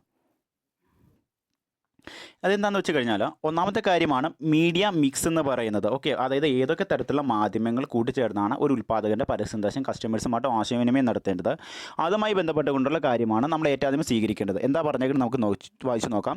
It refer to the combination of media used to advertising in the target market. അതായത് വ്യത്യസ്തമായിട്ടുള്ള മാധ്യമങ്ങൾ ഉപയോഗിച്ചുകൊണ്ട് പരസ്യങ്ങൾ കസ്റ്റമേഴ്സുമായിട്ട് ആശയവിനിമയം നടത്തുവാൻ വേണ്ടി ഉള്ള വ്യത്യസ്ത മാധ്യമങ്ങളുടെ ഒരു ഏകോപിപ്പിക്കൽ ആണ് എന്നതുകൊണ്ട് അർത്ഥമാക്കുന്നത് മീഡിയ മിക്സ് കൊണ്ട് അർത്ഥമാക്കുന്നത്. അല്ലെങ്കിൽ ഒന്നിലധികം ഒരു പരസ്യം ടാർഗറ്റ് മാർക്കറ്റിലെ കസ്റ്റമേഴ്സുമായിട്ട് ആശയവിനിമയം നടത്താൻ വേണ്ടിയാണ് വ്യത്യസ്ത മാധ്യമങ്ങളെയൊക്കെ എന്ത് ചെയ്യുന്നു, നമ്മൾ കൂട്ടിച്ചേർക്കുന്നു. ആ ഒരു രീതിയാണെന്ന് പറയുന്നത് മീഡിയ മിക്സ് കൊണ്ട് അർത്ഥമാക്കുന്നത്. And ideal blend media must be constitute for each market four ensuring maximum exposure at minimum cost. അതായത് വ്യത്യസ്തമായിട്ട് എന്താണ് സാമൂഹ്യ പ്രചാരണമുള്ള വ്യത്യസ്ത മാധ്യമങ്ങളെ പരസ്യങ്ങൾ കൈമാറ്റം ചെയ്യാൻ വേണ്ടി അല്ലെങ്കിൽ പരസ്യം ആശയവിനിമയം നടത്തുവാൻ വേണ്ടി വ്യത്യസ്ത സാമൂഹ്യ പ്രാധാന്യമുള്ള മാധ്യമങ്ങളെയൊക്കെ കൂട്ടിച്ചേർത്തുകൊണ്ട് മാക്സിമം ആളുകൾക്കിടയിലേക്ക് ഈ പരസ്യ സന്ദേശം എത്തിക്കുക ഏറ്റവും ചെലവ് ചുരുങ്ങിയ രീതിയിൽ. ആ രീതിയിൽ ഒരു തീരുമാനം കൈക്കൊള്ളുക എന്നതാണ് പ്രധാനമായിട്ടും ഇതുകൊണ്ട് അർത്ഥമാക്കുന്നത്. പിന്നെ എന്താ പറഞ്ഞേക്കുന്നത് വെച്ച് കഴിഞ്ഞാൽ for this market media match excess the need to be conducted at the role of each medium in contributed to the achievement of media objective should be decided in advance. എന്ന് വെച്ച് കഴിഞ്ഞാൽ നമ്മൾ ഒരു ഉൽപ്പാദകൻ്റെ പരസ്യ സന്ദേശം വ്യത്യസ്തമായിട്ടുള്ള സാമൂഹ്യ പ്രചാരണമുള്ള അല്ലെങ്കിൽ സാമൂഹികമായിട്ട് നല്ല വാല്യൂ ഉള്ള അല്ലെങ്കിൽ മാക്സിമം എക്സ്പോഷർ കൊടുക്കാൻ പറ്റുന്ന രീതിയിലുള്ള മാധ്യമങ്ങളെ സെലക്ട് ചെയ്തുകൊണ്ട് വേണം എന്ത് ചെയ്യാൻ, കസ്റ്റമേഴ്സുമായിട്ട് ആശയവിനിമയം നടത്തുവാൻ. അതിന് വ്യത്യസ്തമായിട്ടുള്ള മാധ്യമങ്ങളെ കൂട്ടിച്ചേർക്കുമ്പോൾ ഓരോ മാധ്യമത്തിനും ഈ ഒരു സന്ദേശം ആശയവിനിമയം നടത്തുന്നതിലുള്ള പങ്ക് എന്തുമാത്രമെന്ന് കൃത്യമായിട്ടും വ്യക്തമാക്കിയിട്ടുണ്ടാകണം. ആ ഒരു രീതിയാണെന്ന് പറയുന്നത് മാർക്കറ്റിംഗ് മിക്സ് കൊണ്ട് അർത്ഥമാക്കുന്നത്. ഓക്കെ, ഒരു ഉൽപ്പാദകൻ്റെ പരസ്യ സന്ദേശം കസ്റ്റമേഴ്സുമായിട്ട് ആശയവിനിമയം നടത്തുമ്പോൾ നമ്മൾ വ്യത്യസ്തമായിട്ടുള്ള മാധ്യമങ്ങളിൽ കൂടിയായിരിക്കും ആ ഒരു പരസ്യത്തിൻ്റെ സന്ദേശം കസ്റ്റമേഴ്സുമായിട്ട് ആശയവിനിമയം നടത്തുന്നത്. ഈ തരത്തിലുള്ള ഏറ്റവും ചെലവ് ചുരുങ്ങിയ രീതിയിൽ പരസ്യദാതാവിൻ്റെ ഉൽപ്പന്ന സന്ദേശം കസ്റ്റമേഴ്സുമായിട്ട് ആശയവിനിമയം നടത്തുക. അതിനുവേണ്ടി വ്യത്യസ്തമായിട്ടുള്ള മാധ്യമങ്ങളെ വ്യത്യസ്തമായിട്ട് പ്രചാരമുള്ള വിപണന മൂല്യമുള്ള അല്ലെങ്കിൽ സാമൂഹിക പ്രചാരമുള്ള മാധ്യമങ്ങളെ കൂട്ടിച്ചേർത്തുകൊണ്ട് പരസ്യ സന്ദേശം കസ്റ്റമേഴ്സുമായിട്ട് ആശയവിനിമയം നടത്തുക. അതിൽ അങ്ങനെ ചെയ്യുമ്പോൾ വ്യത്യസ്തമായിട്ടുള്ള മാധ്യമങ്ങളെ കൂട്ടിച്ചേർത്തുകൊണ്ട് ഇങ്ങനെ പരസ്യ സന്ദേശം ആശയവിനിമയം നടത്തുന്ന രീതി സ്വീകരിക്കുമ്പോൾ ഓരോ മാധ്യമവും വഹിക്കേണ്ട ചുമതല എന്ത്, അല്ലെങ്കിൽ ഓരോ മാധ്യമത്തിലൂടെയും നേടിയെടുക്കേണ്ട ലക്ഷ്യം എന്തുമാത്രമെന്ന് മുൻകൂട്ടി നിശ്ചയിച്ചിട്ടുണ്ടാകണം. പിന്നെ മറ്റൊരു കാര്യമാണെന്ന് പറയുന്നത് യൂസേജ് ഓഫ് മീഡിയ എന്ന് പറയുന്നത് മാധ്യമങ്ങളുടെ ഉപയോഗം എന്തുമാത്രമെന്ന് നോക്കുക. അതായത് ഇനി അടുത്തൊരു കാര്യം എന്തെന്ന് വെച്ച് കഴിഞ്ഞാൽ നമുക്കറിയാം ഒരു പരസ്യദാതാവിൻ്റെ ഉൽപ്പന്നവുമായി ബന്ധപ്പെട്ടുകൊണ്ടുള്ള പരസ്യ സന്ദേശങ്ങൾ വ്യത്യസ്തമായിട്ടുള്ള മാധ്യമങ്ങളിൽ കൂടി കസ്റ്റമേഴ്സുമായിട്ട് ആശയവിനിമയം നടത്താൻ അദ്ദേഹം ആഗ്രഹിക്കുന്നു. അതിനായിട്ട് അദ്ദേഹം വ്യത്യസ്തമായിട്ടുള്ള മാധ്യമങ്ങൾ സാമൂഹ്യ പ്രചാരമുള്ള വ്യത്യസ്തമായിട്ടുള്ള മാധ്യമങ്ങളെ അദ്ദേഹം സെലക്ട് ചെയ്തു, അവയെ ഒരുമിച്ച് ചേർത്തു. ഇനി അതിനുശേഷം ഓരോ മാധ്യമത്തിൽ കൂടിയും അദ്ദേഹം ഏതൊക്കെ രീതിയിലാണ് പരസ്യ സന്ദേശങ്ങൾ കൈമാറ്റം ചെയ്യേണ്ടതെന്ന് കൃത്യമായിട്ട് അദ്ദേഹം മുൻകൂട്ടി തീരുമാനമെടുക്കുകയും ചെയ്തു. ഇനി രണ്ടാമത്തെ ഘട്ടം എന്തെന്ന് വെച്ച് കഴിഞ്ഞാൽ മാധ്യമങ്ങൾ ഉപയോഗിക്കുന്നതിലുള്ള പങ്ക് എന്തുമാത്രം എന്നുള്ളതാണ്. അതായത് നമ്മൾ പരസ്യം നമ്മൾ കാര്യക്ഷമതയുള്ള അല്ലെങ്കിൽ നല്ല പരസ്യ സന്ദേശം, അതായത് ഉൽപ്പാദകൻ്റെ ഉൽപ്പന്നവുമായി ബന്ധപ്പെട്ടുകൊണ്ടുള്ള നല്ല പരസ്യ സന്ദേശങ്ങൾ സൃഷ്ടിച്ചെടുക്കുക മാത്രമല്ല അത് മാധ്യമങ്ങളിൽ കൂടി കസ്റ്റമേഴ്സുമായിട്ട് ആശയവിനിമയം നടത്തിയിട്ടും കാര്യമല്ല. പിന്നെയോ ഏത് സമയത്ത് ഏത് രീതിയിലാണ് മാധ്യമങ്ങൾ കൂടി ആശയവിനിമയം നടത്തേണ്ടത്, ആ ഒരു കാര്യം കൃത്യമായിട്ട് തീരുമാനിച്ചിട്ടുണ്ടാകണം. അതായത് ഇപ്പോൾ ഞാൻ ഉദാഹരണം വെച്ച് കഴിഞ്ഞാൽ ഞാൻ എൻ്റെ ഉൽപ്പന്നവുമായി ബന്ധപ്പെട്ട് ഞാനിപ്പോൾ ഒരു ബിസിനസ്സുകാരനാണ്. ഞാൻ വിൽക്കുന്ന ഉൽപ്പന്നം എന്ന് പറയുന്നത് ഏതെങ്കിലും തരത്തിലുള്ള ഓർണമെൻറ്റ്സ് അല്ലെങ്കിൽ ഡ്രസ് മെറ്റീരിയൽസ് എന്ന് കരുതുക. ആ തരത്തിലുള്ള പരസ്യം ഞാൻ ഏതെങ്കിലും ഇലക്ട്രോണിക്സ് മീഡിയത്തിൽ കൂടി കസ്റ്റമേഴ്സുമായിട്ട് ആശയവിനിമയം നടത്തുക എന്ന് കരുതുക. അന്നേരം മാക്സിമം ആളുകൾ കാണുന്ന സമയം ഏത്? ഇപ്പോൾ ടെലിവിഷനിൽ കൂടിയാണെങ്കിൽ മാക്സിമം ആളുകൾ ടെലിവിഷൻ കാണുന്ന സമയം ഏത്? അത് ഒരു ഈവനിങ് ഒക്കെ ആകുമ്പോഴായിരിക്കും അല്ലേ. ആ സമയത്ത് എൻ്റെ പ്രൊഡക്റ്റുമായി ബന്ധപ്പെട്ടുകൊണ്ടുള്ള പരസ്യം നൽകപ്പെട്ട് കഴിഞ്ഞാൽ അത് മാക്സിമം ആളുകളിലേക്ക് ആ ഒരു പരസ്യ സന്ദേശം എത്താൻ ഉള്ള സാഹചര്യം ഉണ്ടാകും അല്ലേ. ഈ തരത്തിൽ ഒരു ഉൽപ്പന്നവുമായി ബന്ധപ്പെട്ടുകൊണ്ടുള്ള പരസ്യ സന്ദേശം ഒരു മാധ്യമങ്ങളിൽ കൂടി ഏത് സമയത്താണ് കൈമാറ്റം ചെയ്യപ്പെടേണ്ടത്, അതിനുവേണ്ടി വ്യത്യസ്തമായിട്ടുള്ള മാധ്യമങ്ങളിൽ സമയവും സ്ഥലവും വാങ്ങുക എന്നതാണ് പ്രധാനമായിട്ടും ഏറ്റവും പ്രധാനപ്പെട്ട ലക്ഷ്യമെന്ന് പറയുന്നത്. ഓക്കെ, അതാണ് നമുക്ക് ഉൽപ്പാദകൻ്റെ ഉൽപ്പന്ന സന്ദേശം കൈമാറാൻ വേണ്ടി അദ്ദേഹം ചൂസ് ചെയ്തേക്കുന്ന മാധ്യമങ്ങളെ എന്ത് ചെയ്യണം, അദ്ദേഹം ക്രിയാത്മകമായും അതുപോലെ തന്നെ കാര്യക്ഷമമായിട്ടും ഉപയോഗിച്ച് കഴിഞ്ഞാൽ മാത്രമേ എന്ത് ചെയ്യാൻ പറ്റുകയുള്ളൂ, അദ്ദേഹത്തിൻ്റെ ഉൽപ്പന്നവുമായി ബന്ധപ്പെട്ടുകൊണ്ടുള്ള പരസ്യ സന്ദേശം ശരിയായിട്ടുള്ള കസ്റ്റമേഴ്സിൻ്റെ കൈകളിലേക്ക്, മാക്സിമം കസ്റ്റമേഴ്സിൻ്റെ കൈകളിലേക്ക് അല്ലെങ്കിൽ മാക്സിമം പരസ്യശ്രോതാക്കളുടെ കൈകളിലേക്ക് എത്തുകയുള്ളൂ. അതിനെന്ത് ചെയ്യുക, വ്യത്യസ്തമായിട്ടുള്ള മാധ്യമങ്ങളിൽ അദ്ദേഹം സമയം, ഇപ്പോൾ പ്രിൻ്റഡ് അഡ്വർടൈസ്മെൻറ്റ് മീഡിയാസിലൊക്കെ ആണെങ്കിൽ, അതായത് ന്യൂസ് പേപ്പർ, മാഗസിൻ മുതലായിട്ടുള്ളവയാണെങ്കിൽ അതിനുള്ള സ്ഥലം കണ്ടെത്തുക. ഇനി ഇലക്ട്രോണിക് അഡ്വർടൈസ്മെൻറ്റ് മീഡിയാസിലാണെങ്കിൽ ഏത് സമയത്താണ് തങ്ങളുടെ പരസ്യം കസ്റ്റമേഴ്സുമായിട്ട് ആശയവിനിമയം നടത്താൻ വേണ്ടി ബ്രോഡ്കാസ്റ്റ് ചെയ്യേണ്ടത്, ആ സമയം മുൻകൂട്ടി വാങ്ങുക. ഈ തരത്തിലുള്ള മാധ്യമങ്ങളുടെ സൗകര്യങ്ങൾ, മാധ്യമങ്ങളെ സെലക്ട് ചെയ്യുക മാത്രമല്ല, മാധ്യമങ്ങളിൽ കൂടി കസ്റ്റമേഴ്സുമായിട്ട് തങ്ങളുടെ ഉൽപ്പന്നത്തിൻ്റെ സന്ദേശം കൈമാറ്റം ചെയ്യാൻ വേണ്ടിയുള്ള സമയവും സ്ഥലവും മുൻകൂട്ടി നിശ്ചയിക്കുക. അല്ലെങ്കിൽ അത് വാങ്ങി ശരിയായ രീതിയിൽ ഉപയോഗിക്കുക. ഇതും നമ്മുടെ മാധ്യമത്തിൻ്റെ അല്ലെങ്കിൽ മീഡിയ സ്ട്രാറ്റജിയുടെ ഒരു ഭാഗമായിട്ട് വരുന്നൊരു കാര്യമാണ്. പിന്നെ മറ്റൊരു കാര്യം എന്താണെന്ന് വെച്ച് കഴിഞ്ഞാൽ, ഇനി മറ്റൊരു കാര്യമാണ് ജിയോഗ്രാഫിക്കൽ അലോക്കേഷൻ എന്ന് പറയുന്നത്. അതായത് ഭൂമിശാസ്ത്രപരമായിട്ടുള്ള വിഹിതം. നമ്മൾ ഏതൊരു മാധ്യമം സെലക്ട് ചെയ്യുമ്പോഴും നമ്മൾ പ്രധാനമായിട്ടും ശ്രദ്ധിക്കേണ്ട കാര്യം എന്തെന്ന് വെച്ച് കഴിഞ്ഞാൽ, ഒരു പരസ്യദാതാവ് തങ്ങളുടെ ഉൽപ്പന്നങ്ങൾ ഏത് മാർക്കറ്റിലാണ് വിറ്റഴിക്കാൻ ആഗ്രഹിക്കുന്നത്, ആ മാർക്കറ്റിങ്ങിൽ കസ്റ്റമേഴ്സുമായിട്ട് ആശയവിനിമയം നടത്താൻ സാധിക്കുന്ന തരത്തിലുള്ള മാധ്യമങ്ങളെ ആയിരിക്കണം പ്രധാനമായിട്ടും നമ്മൾ സെലക്ട് ചെയ്യേണ്ടത്. ഇപ്പോൾ ഉദാഹരണം വെച്ച് കഴിഞ്ഞാൽ, ഒരു ബിസിനസ്സുകാരൻ തങ്ങളുടെ ഉൽപ്പന്നം വിറ്റഴിക്കാൻ ആഗ്രഹിക്കുന്നത് ലോക്കൽ മാർക്കറ്റിലാണ് എങ്കിൽ അദ്ദേഹത്തിൻ്റെ ഉൽപ്പന്നവുമായി ബന്ധപ്പെട്ടുകൊണ്ടുള്ള പരസ്യസന്ദേശം ശ്രവിക്കുന്ന ആളുകൾക്കിടയിൽ അദ്ദേഹത്തിന് വ്യത്യസ്തമായിട്ടുള്ള പ്രിൻ്റഡ് മീഡിയാസ് ആയിട്ടുള്ള നോട്ടീസുകൾ, അതുപോലെ തന്നെ മാഗസിനുകൾ, ന്യൂസ് പേപ്പർ മുഖേന എന്ത് ചെയ്യാൻ പറ്റും, പരസ്യ സന്ദേശം അനൗൺസ്മെൻ്റ് ഒക്കെ രീതിയിലും നമുക്ക് എന്ത് ചെയ്യാൻ പറ്റും, പരസ്യ സന്ദേശം നൽകാവുന്നതാണ്. എന്നാൽ അദ്ദേഹം എന്താണ്, ഒരു നാഷണൽ ലെവലിലാണ് അല്ലെങ്കിൽ ഒരു ദേശീയ തലത്തിലുള്ള മാർക്കറ്റിലാണ് തങ്ങളുടെ ഉൽപ്പന്നങ്ങൾ വിറ്റഴിക്കാൻ ആഗ്രഹിക്കുന്നെങ്കിൽ വ്യത്യസ്തമായിട്ടുള്ള TV, അതുപോലെ തന്നെ സോഷ്യൽ മീഡിയാസ് മുതലായിട്ടുള്ള മാധ്യമങ്ങളിൽ കൂടിയായിരിക്കണം അദ്ദേഹം എന്ത് ചെയ്യേണ്ടത്, അദ്ദേഹത്തിൻ്റെ പരസ്യ സന്ദേശം കസ്റ്റമേഴ്സുമായിട്ട് ആശയവിനിമയം നടത്തേണ്ടത്. ഇതാണ് പ്രധാനമായിട്ടും പറയുന്നത്. ഓക്കെ, അപ്പോൾ ഒരു ഉൽപ്പാദകൻ്റെ ഉൽപ്പന്നമോ അല്ലെങ്കിൽ സേവനമോ അതിനെ സംബന്ധിച്ചുള്ള പരസ്യ സന്ദേശങ്ങൾ ഏത് റീജിയണിലോ അല്ലെങ്കിൽ ഏത് ഭൂമിശാസ്ത്രപരമായിട്ടുള്ള ഏത് ഘടനയിൽ കിടക്കുന്ന മാർക്കറ്റിലെ ആളുകളുമായിട്ടാണ് ആശയവിനിമയം നടത്തുന്നത്, അതിനനുസരിച്ചുള്ള മാധ്യമങ്ങളെ ആയിരിക്കണം നമ്മൾ സെലക്ട് ചെയ്യേണ്ടത്. എങ്കിൽ മാത്രമേ എന്ത് ചെയ്യാൻ പറ്റുള്ളൂ, അദ്ദേഹത്തിൻ്റെ ഉൽപ്പന്നവുമായി ബന്ധപ്പെട്ടുകൊണ്ടുള്ള പരസ്യ സന്ദേശങ്ങൾ കൃത്യമായ രീതിയിൽ കസ്റ്റമേഴ്സിൻ്റെ കൈകളിൽ എത്തുകയും അദ്ദേഹത്തിൻ്റെ ആ പരസ്യം കൊണ്ട് അദ്ദേഹത്തിന് ഫലപ്രാപ്തി നേടിയെടുക്കാൻ സാധിക്കുകയുള്ളൂ.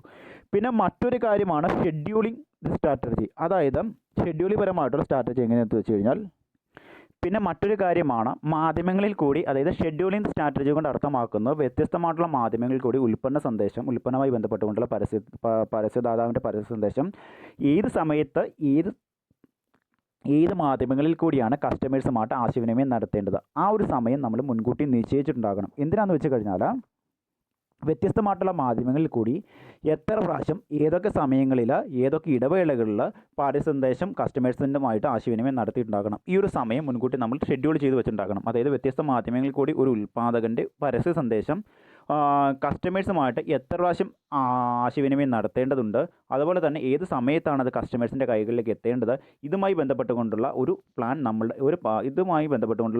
നമ്മൾ തയ്യാറാക്കിയിട്ടുണ്ടാകണം. ഇപ്പോൾ ഉദാഹരണം വെച്ച് കഴിഞ്ഞാൽ, ഇപ്പം ഞാൻ ഒരു ബിസിനസ്സുകാരനാണ്. എൻ്റെ ഉൽപ്പന്നവുമായി ബന്ധപ്പെട്ടുകൊണ്ടുള്ള പരസ്യ സന്ദേശങ്ങൾ വ്യത്യസ്തമായിട്ടുള്ള മാധ്യമങ്ങളിൽ കൂടി നിശ്ചിത ഇടവേള, ഇപ്പോൾ നമ്മുടെ ടെലിവിഷൻ അതുപോലെ തന്നെ സോഷ്യൽ മീഡിയാസിൽ കൂടി നിശ്ചിത ഇടവേളകളിൽ ഇന്ന സമയങ്ങളിൽ കസ്റ്റമേഴ്സുമായിട്ട് ആശയവിനിമയം നടത്തിയിട്ടുണ്ടാകണം. ഈ തരത്തിൽ കസ്റ്റമേഴ്സുമായിട്ട് കമ്മ്യൂണിക്കേറ്റ് ചെയ്തിട്ടുണ്ടാകണം.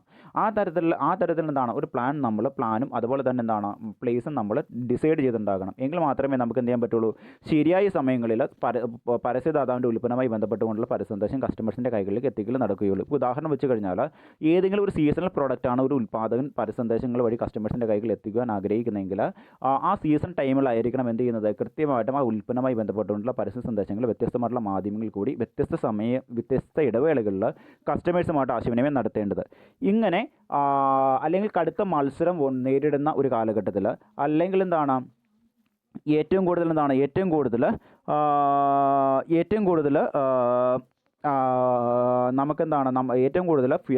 പുറകിൽ ആ ഒരു ഉൽപ്പന്നത്തിൻ്റെ വിപണന മൂല്യം ഏറ്റവും കൂടുതൽ താന്നിരിക്കുന്ന സമയത്ത് മുതലായ സന്ദർഭങ്ങളിലൊക്കെയും എന്ത് ചെയ്യണം, വ്യത്യസ്തമായിട്ടുള്ള മാധ്യമങ്ങളിൽ കൂടി കസ്റ്റമേഴ്സുമായിട്ട് ആ ഉൽപ്പന്നത്തിൻ്റെ പരസ്യ സന്ദേശം കൈമാറ്റം ചെയ്തുണ്ടാകണം. അപ്പോൾ അതിന് നമ്മൾ എന്ത് ചെയ്യണം, അത് ഏതൊക്കെ സമയങ്ങളിൽ ആണ് ഈ ഒരു ഉൽപ്പന്നവുമായി ബന്ധപ്പെട്ടുകൊണ്ടുള്ള പരസ്യ സന്ദേശങ്ങൾ വ്യത്യസ്ത മാധ്യമങ്ങളിൽ കൂടി കൈമാറ്റം ചെയ്യേണ്ടത്, എത്ര പ്രാവശ്യം കൈമാറ്റം ചെയ്യണം, ഏതൊക്കെ ഇടവേളകളിൽ കൈമാറ്റം ചെയ്യണം മുതലായവ മുൻകൂട്ടി നമ്മൾ നിശ്ചയിച്ചിട്ടുണ്ടാകണം. എങ്കിൽ മാത്രമേ നമുക്ക് എന്ത് ചെയ്യാൻ പറ്റുകയുള്ളൂ, ഒരു പരസ്യദാതാവിന് ആ പരസ്യ സന്ദേശവുമായി ബന്ധപ്പെട്ടുകൊണ്ടുള്ള പരസ്യവുമായി ബന്ധപ്പെട്ടുകൊണ്ട് അദ്ദേഹത്തിനുണ്ടാകുന്ന പണപരമായിട്ടുള്ള കാര്യങ്ങൾ തീരുമാനിക്കാൻ പറ്റുകയുള്ളൂ മുൻകൂട്ടി. ഓക്കെ, അപ്പോൾ ഏതൊരു മാധ്യമത്തിൽ കൂടിയാണെങ്കിലും പരസ്യദാതാവിൻ്റെ പരസ്യ സന്ദേശം ഏതൊക്കെ സമയങ്ങളിൽ കൈമാറ്റം ചെയ്യപ്പെടണമെന്ന് തീരുമാനിക്കുന്നത് വഴി എന്താണ്, അദ്ദേഹത്തിന് എത്ര രൂപയാകും, പരസ്യത്തിൻ്റെ ആകെ ചെലവ് എന്താണ് മുതലായിട്ടുള്ള കാര്യങ്ങൾ മുൻകൂട്ടി സെറ്റ് ചെയ്യാൻ സാധിക്കും. ഓക്കെ, ഇത്രയുമാണ് പ്രധാനമായിട്ട് നമ്മൾ എന്ത് ചെയ്യേണ്ടത്, മാർക്കറ്റ് സ്ട്രാറ്റജിയിൽ അല്ലെങ്കിൽ മാധ്യമങ്ങളെ നമ്മൾ സെലക്ട് ചെയ്യുമ്പോൾ തീരുമാനിക്കേണ്ട പ്രധാനപ്പെട്ട കാര്യങ്ങൾ എന്ന് പറയുന്നത്. ഒന്നാമത്തെ കാര്യം എന്ന് വെച്ച് കഴിഞ്ഞാൽ ഷെഡ്യൂളിംഗ് സ്ട്രാറ്റജി കൊണ്ട് അർത്ഥമാക്കുന്നത് ഏത് സമയത്താണ് നമ്മൾ പ്രധാനമായിട്ടും ഏത് മാധ്യമത്തിൽ കൂടി എത്ര പ്രാവശ്യം അല്ലെങ്കിൽ എത്ര ഇടവേളകളിൽ കസ്റ്റമേഴ്സുമായിട്ട് പരസ്യദാതാവിൻ്റെ ഉൽപ്പന്ന സന്ദേശം കൈമാറ്റം ചെയ്യണമെന്ന് തീരുമാനിക്കുക. ജിയോഗ്രാഫിക് അലോക്കേഷൻ എന്ന് വെച്ച് കഴിഞ്ഞാൽ പ്രധാനമായിട്ടും എന്താണ്, ഭൂമിശാസ്ത്രപരമായ ഘടന അനുസരിച്ച്, അതായത് ഉൽപ്പാദകൻ തങ്ങളുടെ ഉൽപ്പന്നം ഏതൊക്കെ മാർക്കറ്റിലാണ് വിപണനം ചെയ്യാൻ ആഗ്രഹിക്കുന്നത് ആ ഉൽപ്പന്നവുമായി ബന്ധപ്പെട്ടുകൊണ്ടുള്ള ഉൽപ്പന്ന സന്ദേശം ആ മാർക്കറ്റിലെ കസ്റ്റമേഴ്സുമായിട്ട് ആശയവിനിമയം നടത്തുന്നതിന് ആ മാർക്കറ്റിൽ ഉപയോഗിക്കുന്ന വ്യത്യസ്ത മാധ്യമങ്ങൾ ഏതോ അവയെ സെലക്ട് ചെയ്യുക. അതായത് ഭൂമിശാസ്ത്രപരമായ ഘടന അനുസരിച്ചുകൊണ്ട് ഉൽപ്പന്നവുമായി ബന്ധപ്പെട്ടുകൊണ്ടുള്ള പരസ്യ സന്ദേശങ്ങൾ കസ്റ്റമേഴ്സുമായിട്ട് ആശയവിനിമയം നടത്താൻ വേണ്ടി വ്യത്യസ്തമായിട്ടുള്ള മാധ്യമങ്ങളെ സെലക്ട് ചെയ്യുക. ഓരോ വിപണിയിലെയും ഉപഭോക്താക്കൾ അല്ലെങ്കിൽ ശ്രോതാക്കൾ ഉപയോഗിക്കുന്ന മാധ്യമങ്ങളേതോ അതിൻ്റെ സ്വഭാവം അനുസരിച്ചുകൊണ്ട് മാധ്യമങ്ങളെ സെലക്ട് ചെയ്യുക. പിന്നെ മറ്റൊരു കാര്യം എന്തെന്ന് വെച്ച് കഴിഞ്ഞാൽ യൂസേജ് ഓഫ് മീഡിയ. ഓക്കെ, അതായത് ലഭ്യമായിട്ടുള്ള മാധ്യമങ്ങളിൽ ഏത് സമയത്ത് ഏത് സ്ഥലത്താണ് അല്ലെങ്കിൽ ഏത് സ്ഥലത്താണ് കസ്റ്റമേഴ്സുമായിട്ടും ആ മാധ്യമങ്ങളിൽ കൂടി ആശയവിനിമയം നടത്തേണ്ടത്, ആ സമയം പ്രധാനമായിട്ടും തീരുമാനിക്കുക. അതാണ് യൂസേജ് ഓഫ് മീഡിയ എന്ന് പറയുന്നത്. അതായത് പരസ്യദാതാവിന് നല്ല രീതിയിലുള്ള പരസ്യവാചകങ്ങൾ ഉണ്ടായാൽ മാത്രം പോരാ, മാധ്യമങ്ങൾ വാങ്ങിക്കൂട്ടിയാലും പോരാ, പിന്നെ എന്ത് ചെയ്യണം, ശരിയായ മാധ്യമങ്ങൾ കൂടി ശരിയായ സമയത്ത് കസ്റ്റമേഴ്സുമായിട്ട് ആശയവിനിമയം നടത്താൻ സാധിച്ചിട്ടുണ്ടാകണം. അതിന് വ്യത്യസ്തമായിട്ടുള്ള മാധ്യമങ്ങളിൽ പരസ്യ സന്ദേശം കൈമാറ്റം ചെയ്യാൻ വേണ്ടിയുള്ള സ്ഥലം, അതുപോലെ തന്നെ സമയം മുതലായവ മുൻകൂട്ടി തീരുമാനിക്കുക. പിന്നെ മറ്റൊരു കാര്യമാണ് മീഡിയ മിക്സ് എന്നുകൊണ്ട് അർത്ഥമാക്കുന്നത്. അതായത് ഒരു ഉൽപ്പാദകൻ തങ്ങളുടെ ഉൽപ്പന്നവുമായി ബന്ധപ്പെട്ടുകൊണ്ടുള്ള പരസ്യ സന്ദേശങ്ങൾ കൈമാറ്റം ചെയ്യാൻ വേണ്ടി വ്യത്യസ്തമായിട്ടുള്ള മാധ്യമങ്ങളുടെ സേവനങ്ങൾ സ്വീകരിക്കുകയാണെങ്കിൽ ഓരോ മാധ്യമവും ഈ ഒരു പരസ്യ ആശയ കൈമാറ്റത്തിൽ വഹിക്കേണ്ട പങ്ക് എന്തെന്ന് കൃത്യമായിട്ടും നിർണ്ണയിച്ചിട്ടുണ്ടാവുകയും വേണം. ഓക്കെ, ഇനി മറ്റൊരു കാര്യമാണ് വ്യത്യസ്തമായിട്ടുള്ള ഘടകങ്ങൾ. ഏതൊക്കെ ഘടകങ്ങളാണ് പ്രധാനമായിട്ടും മാധ്യമങ്ങളെ സെലക്ട് ചെയ്യുമ്പോൾ അഫക്റ്റ് ചെയ്യുന്ന ഘടകങ്ങൾ എന്നാണ് നമ്മൾ പഠിക്കാൻ പോകുന്നത്. ഓക്കെ, അപ്പോൾ നല്ലൊരു മാധ്യമം നമ്മൾ സെലക്ട് ചെയ്യുമ്പോൾ ഏതൊക്കെ തരത്തിലുള്ള കാര്യങ്ങൾ നോക്കിയിട്ടാണ് നമ്മൾ മാധ്യമം സെലക്ട് ചെയ്യേണ്ടതെന്നാണ് പറയുന്നത്. ഒന്നാമത്തെ കാര്യമാണ് nature of the product. Okay, അതായത് നമ്മൾ സാധനങ്ങളുടെ സ്വഭാവം അനുസരിച്ചുകൊണ്ട് വേണം, അല്ലെങ്കിൽ ഉൽപ്പന്നത്തിൻ്റെ സ്വഭാവം അനുസരിച്ചുകൊണ്ട് വേണം എന്ത് ചെയ്യാൻ നമ്മൾ പ്രധാനമായിട്ടും മാധ്യമങ്ങളെ സെലക്ട് ചെയ്യേണ്ടത്. Okay, the nature of the product suggest to the type of media to be used. അതായത് പ്രൊഡക്റ്റിൻ്റെ സ്വഭാവം എന്താണോ അതനുസരിച്ചായിരിക്കണം എന്ത് ചെയ്യേണ്ടത്, മാധ്യമങ്ങൾ നമ്മൾ പ്രധാനമായിട്ടും നമ്മൾ ഉപയോഗിക്കേണ്ടത്. A product having wonderful branding packaging should be advertised in a medium that has to similar good image comparatively with the product. അതായത് ഒരു പ്രൊഡക്റ്റിന് അതിശയകരമായിട്ടുള്ള ബ്രാൻഡിങ്ങും അതുപോലെ തന്നെ എന്താണ് നല്ല രീതിയിലുള്ള പാക്കേജിങ്ങും ഉള്ളൊരു പ്രൊഡക്റ്റാണ്, നല്ല രീതിയിലുള്ള അതിശയകരമായ രീതിയിൽ ബ്രാൻഡിങ്ങും ബ്രാൻഡ് നെയിമും അതുപോലെ തന്നെ പാക്കേജിങ്ങും ഉള്ള ഒരു ഉൽപ്പന്നമാണ് പരസ്യത്തിൽ കൂടി കസ്റ്റമേഴ്സുമായിട്ട് ആശയവിനിമയം നടത്താൻ ആഗ്രഹിക്കുന്നതെങ്കിൽ അതേ സെയിം മൂല്യമുള്ള മാധ്യമമായിരിക്കണം എന്ത് ചെയ്യേണ്ടത്, ആ ഒരു ഉൽപ്പന്നത്തിൻ്റെ പരസ്യ സന്ദേശം കൈമാറ്റം ചെയ്യാൻ വേണ്ടി നമ്മൾ സെലക്ട് ചെയ്യേണ്ടത്. ഓക്കെ, പിന്നെ മറ്റൊരു കാര്യം എന്ന് പറയുന്നത് the media planner has to choose the media appropriate for the brand. Another major aspect of the class product. A product is intended to industrial use can be advertised in trade related journals and magazines. Mass media such television, newspaper, radios etc. suitable for consumer product. Okay, അതായത് ഏതൊരു ഉപഭോക്താവും തങ്ങൾ ഉൽപ്പാദിപ്പിച്ചു വെച്ചിരിക്കുന്ന പ്രൊഡക്റ്റോ അല്ലെങ്കിൽ സേവനമോ ആയി ബന്ധപ്പെട്ടുകൊണ്ടുള്ള വിവരങ്ങൾ പരസ്യ സന്ദേശങ്ങൾ കസ്റ്റമേഴ്സുമായിട്ട് ആശയവിനിമയം നടത്താൻ ആഗ്രഹിക്കുന്നുണ്ടെങ്കിൽ ആ ഉൽപ്പന്നങ്ങളുടെ സ്വഭാവം അനുസരിച്ചുകൊണ്ടുള്ള മാധ്യമങ്ങൾ വേണം സെലക്ട് ചെയ്യുവാൻ. ഉദാഹരണം വെച്ച് കഴിഞ്ഞാൽ ഒരു വ്യാവസായിക അടിസ്ഥാനത്തിലുള്ള ഒരു ഉൽപ്പന്നമാണ് ഒരു വ്യക്തി ഉൽപ്പാദിപ്പിച്ച് വിൽക്കുന്നതെങ്കിൽ പ്രധാനമായിട്ടും വ്യത്യസ്തമായിട്ടുള്ള പ്രിൻ്റഡ് മീഡിയാസ് ആയിട്ടുള്ള ജേണൽസ്, മാഗസിൻസ് മുതലായവ ഉപയോഗിക്കുന്നത് ആ ഒരു ഉൽപ്പന്നത്തിൻ്റെ പ്രചാരം കൂട്ടുന്നതിനും അതുപോലെ തന്നെ എന്താണ് ഉൽപ്പന്നത്തെ പറ്റിയുള്ള ഇൻഫർമേഷൻസ് കൂടുതൽ കസ്റ്റമേഴ്സിൻ്റെ കൈകളിലേക്ക് എത്തുന്നതിനും കാരണമായി മാറും.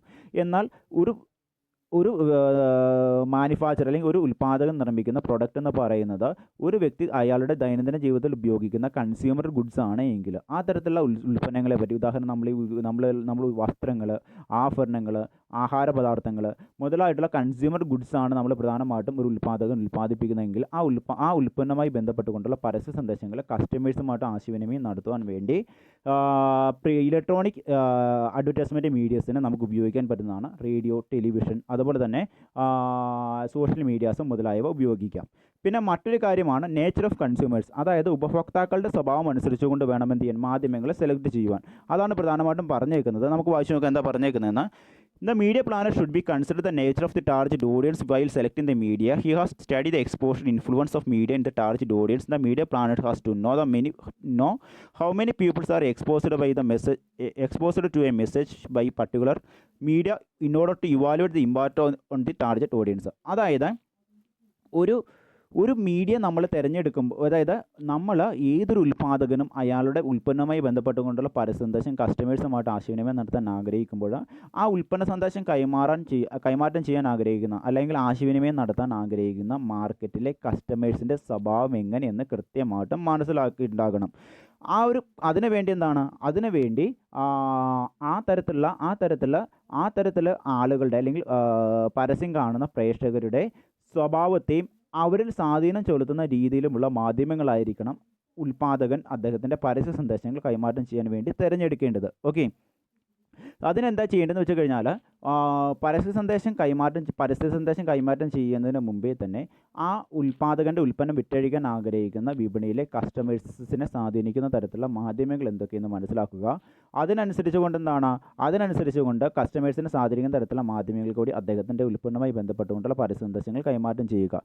ഇതുകൂടാതെ തന്നെ ഈ ഒരു മാധ്യമം എങ്ങനെയാണ് ആ ഒരു മാർക്കറ്റിലെ കസ്റ്റമേഴ്സിനെ സ്വാധീനിക്കുന്നതെന്നും കൃത്യമായിട്ട് വിലയിരുത്തേണ്ടത് അനിവാര്യം തന്നെയാണ്. ഓക്കെ, അതുകൂടാതെ തന്നെ ഈ ഒരു മാധ്യമങ്ങൾ വഴി ഈ ഒരു ഉൽപ്പാദകൻ തങ്ങളുടെ പരസ്യസന്ദേശം കൈമാറ്റം ചെയ്യാൻ ആഗ്രഹിക്കുന്ന മാധ്യമങ്ങൾ വഴി എത്രത്തോളം ആളുകളിലേക്ക് സന്ദേശം എത്തുന്നുണ്ട് എന്ന് കൃത്യമായിട്ട് അറിയുകയും വേണം.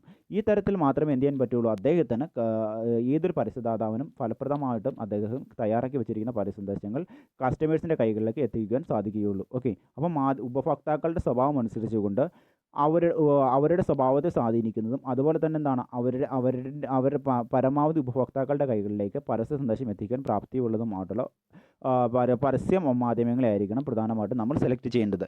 പിന്നെ മറ്റൊരു കാര്യമാണ് അഡ്വർടൈസിങ് ദി ഒബ്ജക്റ്റീവ്. പരസ്യങ്ങളുടെ പ്രധാനപ്പെട്ട ലക്ഷ്യം എന്തെന്ന് കൃത്യമായിട്ട് തീരുമാനിച്ചിട്ടുണ്ടാകണം. അതായത് the media planner has to select the media in which is sufficient enough to meet the established objectives of advertising. പരസ്യത്തിൽ കൂടി പരസ്യദാതാവിൻ്റെ പരസ്യ ലക്ഷ്യങ്ങൾ നേടിയെടുക്കാൻ സാധിക്കുന്ന തരത്തിലുള്ള ഫലപ്രാപ്തിയുള്ള മാധ്യമങ്ങളെ ആയിരിക്കണം പ്രധാനമായിട്ടും നമ്മൾ സെലക്ട് ചെയ്യേണ്ടത്. ഇപ്പോൾ ഉദാഹരണം വെച്ച് കഴിഞ്ഞാൽ ഒരു പരസ്യദാതാവ് തങ്ങളുടെ ഉൽപ്പന്നവുമായി ബന്ധപ്പെട്ടുകൊണ്ടുള്ള പരസ്യ സന്ദേശങ്ങൾ മാക്സിമം പ്രേക്ഷകരുടെ കൈകളിലേക്ക് എത്തിക്കുവാനാണ് ആഗ്രഹിക്കുന്നതെങ്കിൽ ആ തരത്തിലുള്ള ഒരു മാധ്യമമായിരിക്കണം സെലക്ട് ചെയ്യേണ്ടത്. പിന്നെ മറ്റൊരു കാര്യം എന്തെന്ന് വെച്ച് കഴിഞ്ഞാൽ ടൈപ്പ് ഓഫ് അഡ്വർടൈസ്മെൻറ്റ് മെസ്സേജ്.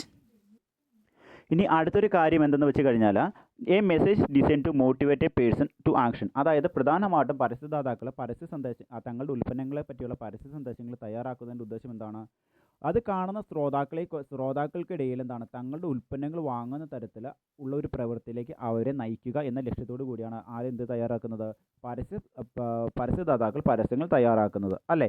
അപ്പോൾ ഓരോ പരസ്യദാതാക്കളും തങ്ങളുടെ ഉൽപ്പന്നവുമായി ബന്ധപ്പെട്ടുകൊണ്ടുള്ള പരസ്യങ്ങൾ വ്യത്യസ്തമായിട്ടുള്ള രൂപത്തിലായിരിക്കും കസ്റ്റമേഴ്സുമായിട്ട് ആശയവിനിമയം നടത്താൻ ആഗ്രഹിക്കുന്നത്. ചിലർ ആഗ്രഹിക്കുന്നത് പരസ്യവാചകങ്ങളിൽ കൂടിയായിരിക്കും, ചിലർ ആഗ്രഹിക്കുന്നത് ഓഡിയോ രൂപത്തിലുള്ള പരസ്യ സന്ദേശങ്ങൾ കൈമാറാനായിരിക്കും, ചില ആളുകൾ ആഗ്രഹിക്കുന്നത് വിഷ്വലൈസ്ഡ് രൂപത്തിലായിരിക്കും. അതായത് തങ്ങളുടെ ഉൽപ്പന്നവുമായി ബന്ധപ്പെട്ടുകൊണ്ടുള്ള പരസ്യ സന്ദേശങ്ങൾ ചിത്രീകരണ രംഗങ്ങളുടെ സഹായത്തോടു കൂടി കസ്റ്റമേഴ്സുമായിട്ട് ആശയവിനിമയം നടത്താനായിരിക്കും. ഓക്കെ, അപ്പോൾ ഈ തരത്തിലുള്ള പരസ്യ മെസ്സേജുകളുടെ സ്വഭാവം അനുസരിച്ചായിരിക്കണം എന്ത് ചെയ്യേണ്ടത്, മാധ്യമങ്ങളെ സെലക്ട് ചെയ്യേണ്ടത്. ഓക്കെ, ഉൽപ്പന്നവുമായി ബന്ധപ്പെട്ടുകൊണ്ടുള്ള പരസ്യ സന്ദേശം കൈമാറ്റം ചെയ്യുമ്പോൾ പരസ്യ സന്ദേശത്തിൻ്റെ സ്വഭാവം അനുസരിച്ചുകൊണ്ടുള്ള മാധ്യമങ്ങളെ സെലക്ട് ചെയ്യണം. എങ്കിൽ മാത്രമേ എന്ത് ചെയ്യാൻ പറ്റുകയുള്ളൂ, നമ്മുടെ പരസ്യദാതാക്കൾക്ക് പരസ്യ ശ്രോതാക്കളുമായിട്ട് കൃത്യമായ രീതിയിൽ ആശയവിനിമയം സാധ്യമാവുകയുള്ളൂ. ഓക്കെ, പിന്നെ മറ്റൊരു കാര്യമാണ് ഇതെന്ന് പറയുന്നത്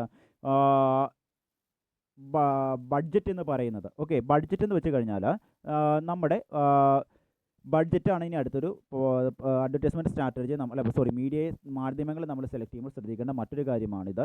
cost efficiency is and very important in media selection. This is because the advertiser consider affordable medium compared to other media. Okay, അതായത് ഏതൊരു ഉൽപ്പാദകനും അവൻ്റെ ഉൽപ്പന്നവുമായി ബന്ധപ്പെട്ടുകൊണ്ടുള്ള പരസ്യ സന്ദേശങ്ങൾ ഏറ്റവും ചിലവ് ചുരുങ്ങിയ രീതിയിൽ മറ്റുള്ള കസ്റ്റമേഴ്സുമായിട്ട് ആശയവിനിമയം നടത്തുക എന്നതാണ് അവൻ്റെ ലക്ഷ്യം, അല്ലേ? അപ്പോൾ ഏതൊരു പരസ്യദാതാവും അവൻ്റെ ഉൽപ്പന്നവുമായി ബന്ധപ്പെട്ടുകൊണ്ടുള്ള പരസ്യ സന്ദേശങ്ങൾ അത് കൈമാറാൻ ആഗ്രഹിക്കുന്ന മാധ്യമങ്ങളുടെ എക്സ്പെൻസ് എന്തുമാത്രമെന്ന് മുൻകൂട്ടി നിർണ്ണയിച്ചിട്ടുണ്ടാകണം. അവൻ്റെ ബഡ്ജറ്റിന് തുല്യമായ അല്ലെങ്കിൽ ഏതൊരു പരസ്യദാതാവിൻ്റെ പരസ്യ ബഡ്ജറ്റിന് അനുസൃതമായ രീതിയിലായിരിക്കണം എന്ത് ചെയ്യേണ്ടത്, പ്രധാനമായിട്ടും പരസ്യ സന്ദേശങ്ങളും കൈമാറേണ്ട മാധ്യമങ്ങൾ സെലക്ട് ചെയ്യേണ്ടത്. അനാവശ്യമായിട്ടുള്ള മാധ്യമങ്ങൾ സെലക്ട് ചെയ്യുന്നത് പരസ്യത്തിൻ്റെ ചെലവ് കൂട്ടുവാനും അതുപോലെ തന്നെ അത് പരസ്യദാതാവിന് നഷ്ടം വരുത്തി വയ്ക്കുവാനേ ഉപകരിക്കുകയുള്ളൂ. പിന്നെ മറ്റൊരു കാര്യമാണ് കോമ്പറ്റേറ്റീവ് അഡ്വർടൈസിംഗ് എന്ന് പറയുന്നത്, മത്സര പരസ്യങ്ങൾ. അതായത് പിന്നീട് നമ്മൾ ഏതൊരു പരസ്യദാതാവിനെയും ശരിയായിട്ടുള്ള മാധ്യമങ്ങൾ തിരഞ്ഞെടുക്കാൻ സഹായിക്കുന്ന മറ്റൊരു ഘടകമാണ് കോമ്പറ്റേറ്ററായിട്ടുള്ള മറ്റുള്ള ആളുകൾ നൽകുന്ന പരസ്യ പ്രവർത്തനങ്ങൾ. ഓക്കെ, ഇപ്പോൾ ഉദാഹരണം വെച്ച് കഴിഞ്ഞാൽ ഞാനൊരു ഉൽപ്പാദകനാണ്. എൻ്റെ ഉൽപ്പന്നവുമായി ബന്ധപ്പെട്ടുകൊണ്ടുള്ള പരസ്യ സന്ദേശങ്ങൾ മാക്സിമം കസ്റ്റമേഴ്സിൻ്റെ കൈകളിലേക്ക് എത്തിക്കുവാനാണ് ഞാൻ ആഗ്രഹിക്കുന്നത്. അതുകൂടാതെ തന്നെ എൻ്റെ കോമ്പറ്റേറ്റേഴ്സ് പ്രോഡക്റ്റ് ഉൽപ്പാദിപ്പിക്കുന്ന മറ്റുള്ളവർ എങ്ങനെയാണോ അവരുടെ പരസ്യങ്ങൾ കസ്റ്റമേഴ്സുമായിട്ട് ആശയവിനിമയം നടത്തുന്നത്, അവരെക്കാൾ കൂടുതൽ എൻ്റെ ഉൽപ്പന്നവുമായി ബന്ധപ്പെട്ടുകൊണ്ടുള്ള പരസ്യ സന്ദേശങ്ങൾ മാക്സിമം പ്രേക്ഷകരിലേക്ക് എത്തിക്കുവാനും പ്രേക്ഷകരുമായിട്ട് ആശയവിനിമയം നടത്തുവാനുമായിരിക്കണം ഞാൻ ആഗ്രഹിക്കുന്നത്. ഓക്കെ, അപ്പോൾ കോമ്പറ്റേറ്റേഴ്സ് ആയിട്ടുള്ള ആളുകളുടെ പരസ്യതന്ത്രങ്ങൾ എങ്ങനെയാണോ അല്ലെങ്കിൽ അവർ ഏതൊക്കെ മാധ്യമങ്ങളിൽ കൂടിയാണോ പരസ്യങ്ങൾ ചെയ്യുന്നത്, പരസ്യ സന്ദേശങ്ങൾ കസ്റ്റമേഴ്സുമായിട്ട് ആശയവിനിമയം നടത്തുന്നത്, അവരുമായിട്ട് മത്സരിച്ച് നിൽക്കത്തക്ക വിധത്തിലായിരിക്കണം എന്ത് ചെയ്യേണ്ടത്, തങ്ങളുടെ ഉൽപ്പന്നങ്ങളുമായി ബന്ധപ്പെട്ടുകൊണ്ടുള്ള പരസ്യ സന്ദേശങ്ങൾ കസ്റ്റമേഴ്സുമായിട്ട് ആശയവിനിമയം നടത്തേണ്ടത്. അപ്പോൾ കോമ്പറ്റേറ്റേഴ്സ് ആയിട്ടുള്ള ആളുകളുമായിട്ട് മത്സരിച്ച് നിൽക്കുന്ന രീതിയിൽ വേണം എന്ത് ചെയ്യാൻ ഏതൊരു പരസ്യദാതാവും തങ്ങളുടെ ഉൽപ്പന്നവുമായി ബന്ധപ്പെട്ടുകൊണ്ടുള്ള പരസ്യ സന്ദേശങ്ങൾ കൈമാറാൻ വേണ്ടിയുള്ള മാധ്യമങ്ങൾ സെലക്ട് ചെയ്യേണ്ടത്. ആ ഒരു കാര്യമാണ് പ്രധാനമായിട്ടും ഇവിടെ പറയുന്നത്.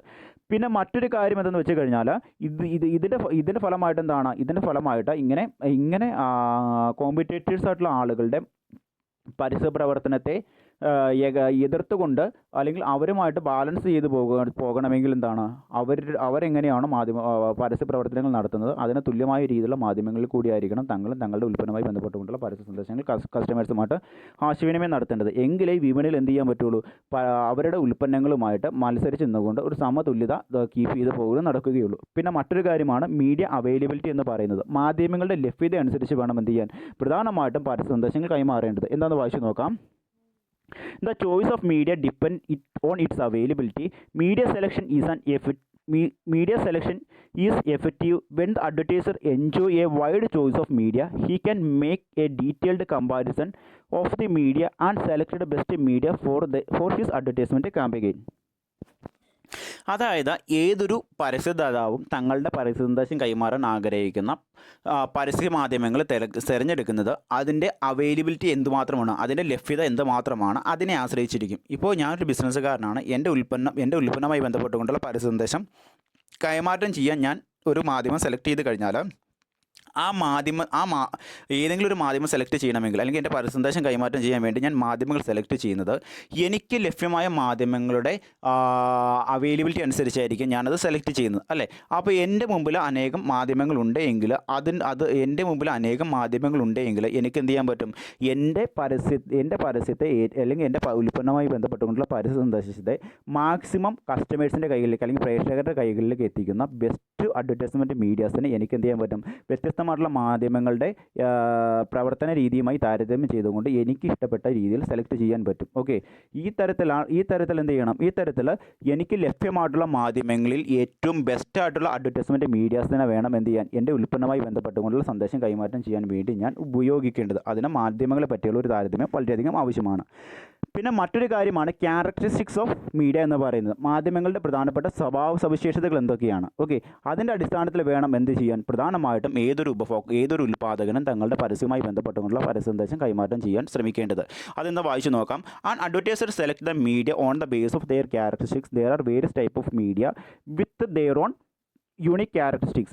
The characteristics of print media is entirely different from characteristics of broadcast media, and unique characteristics all and advertiser consider unique characteristics of all the media during the course of media selection. Okay, അതായത് നമുക്കറിയാം ഏതൊരു പരസ്യദാതാവാണെങ്കിലും ശരി അയാളുടെ പരസ്യസന്ദേശം കൈമാറ്റം ചെയ്യാൻ വേണ്ടി തിരഞ്ഞെടുക്കുന്ന ഏതൊരു പരസ്യമാധ്യമത്തിനും തൻ്റേതായിട്ടുള്ള തനതായ ഒരു സ്വഭാവ സവിശേഷതകളുണ്ട് അല്ലേ.